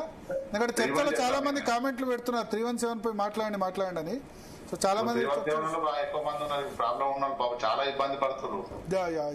సో క్లియర్ కట్ గా ఉన్న వేకెన్సీలోంచి కాకుండా వాళ్ళు ఈరోజు క్లియర్ గా చెప్పారు చైర్మన్ గారు, జేఏసీ చైర్మన్ గారు చెప్పింది ఏమిటంటే డిప్యుటేషన్ పద్ధతిలో డిప్యుటేషన్ వస్తే ప్రమోషన్ లో ఇబ్బంది సార్ ఒక 3 ఏళ్ల కొరకు, ఎందుకంటే కొంతకాలం ఇది నడుస్తుంటే వేకెన్సీస్ క్రియేట్ అవుతాయి. వేకెన్సీస్ క్రియేట్ అయినట్టల్లా అబ్జర్వ్ చేసుకుంటూ వాళ్ళని సెటరేట్ చేసుకోవడం అనేది వీలు జరుగుతుంది. అది చేయకపోతే ఇప్పుడు టెన్షన్ అక్కడ వాళ్ళ ఇబ్బంది పెరుగుతున్నది కదా సార్. మొదలైతే 3 ఏళ్ల భర్తకు చోట హెల్త్ ప్రాబ్లమ్స్ చాలా ఇబ్బంది పడ్డారు. 317 జీవన్ కూడా పరిష్కరించాల్సిన అవసరం ఉంది. థ్యాంక్ యూ స్థితప్రజ్ఞ గారు, మారం జగదీశ్వర్ గారు, ఏలూరి శ్రీనివాసరావు గారు, అదేవిధంగా శ్రీపాల్ రెడ్డి ఎమ్మెల్సీ గారు. సో మొత్తానికి ప్రభుత్వ ఉద్యోగులకు సంబంధించి 2 పాయింట్లు. ఒకటి సిపిఎస్ సంబంధించి బట్టి విక్రమార్క ప్రపోజల్ ఇవ్వండి తీసుకుంటా అని చెప్పారు. బట్ 20 months అయింది, మిగతా కాంగ్రెస్ గవర్నమెంట్ చేసి ఇక్కడ చేయలేదు అని సిపిఎస్ ఉద్యోగులు తమ అసంతృప్తిని వెలగక్కుతున్నారు. సిపిఎస్ ఇస్తామంటేనే తాము సిపిఎస్ కాదు పాత పెన్షన్ ఇస్తామంటేనే కాంగ్రెస్ పార్టీకి ఓటేసామని చెప్తున్నారు. ఇంకొకటి జంగ్ సైరన్ ఏదైతే పిలుపునిచ్చారో దానికి సంబంధించి ప్రభుత్వం హామీ ఇచ్చింది కాబట్టి దాన్ని వాయిదా వేసుకుంటున్నాం. 700 కోట్లు మంత్లీ రిలీజ్ చేస్తామని చెప్పారు. డిఏ కూడా చెప్పిన విధంగా ఇస్తామన్నారు. హెల్త్ కార్డ్స్ కూడా దానికి సంబంధించి కూడా 8వ తేదీ మీటింగ్ ఉంటుందని చెప్పారు కాబట్టి అన్ని కూడా వాయిదా వేసుకుంటామని ప్రభుత్వం హామీ ఇచ్చింది కాబట్టి దానికి సంబంధించి ఇదివరకు ఇచ్చిన కాల్ను విత్డ్రా చేసుకుంటామని చెప్తున్నారు. ఒక చిన్న బ్రేక్ తీసుకుందాం స్పందన. బ్రేక్ తర్వాత కవితను సస్పెండ్ చేస్తూ బీఆర్ఎస్ పార్టీ సంచలన నిర్ణయం తీసుకుంది. ఆ అంశం మీద చర్చిద్దాం.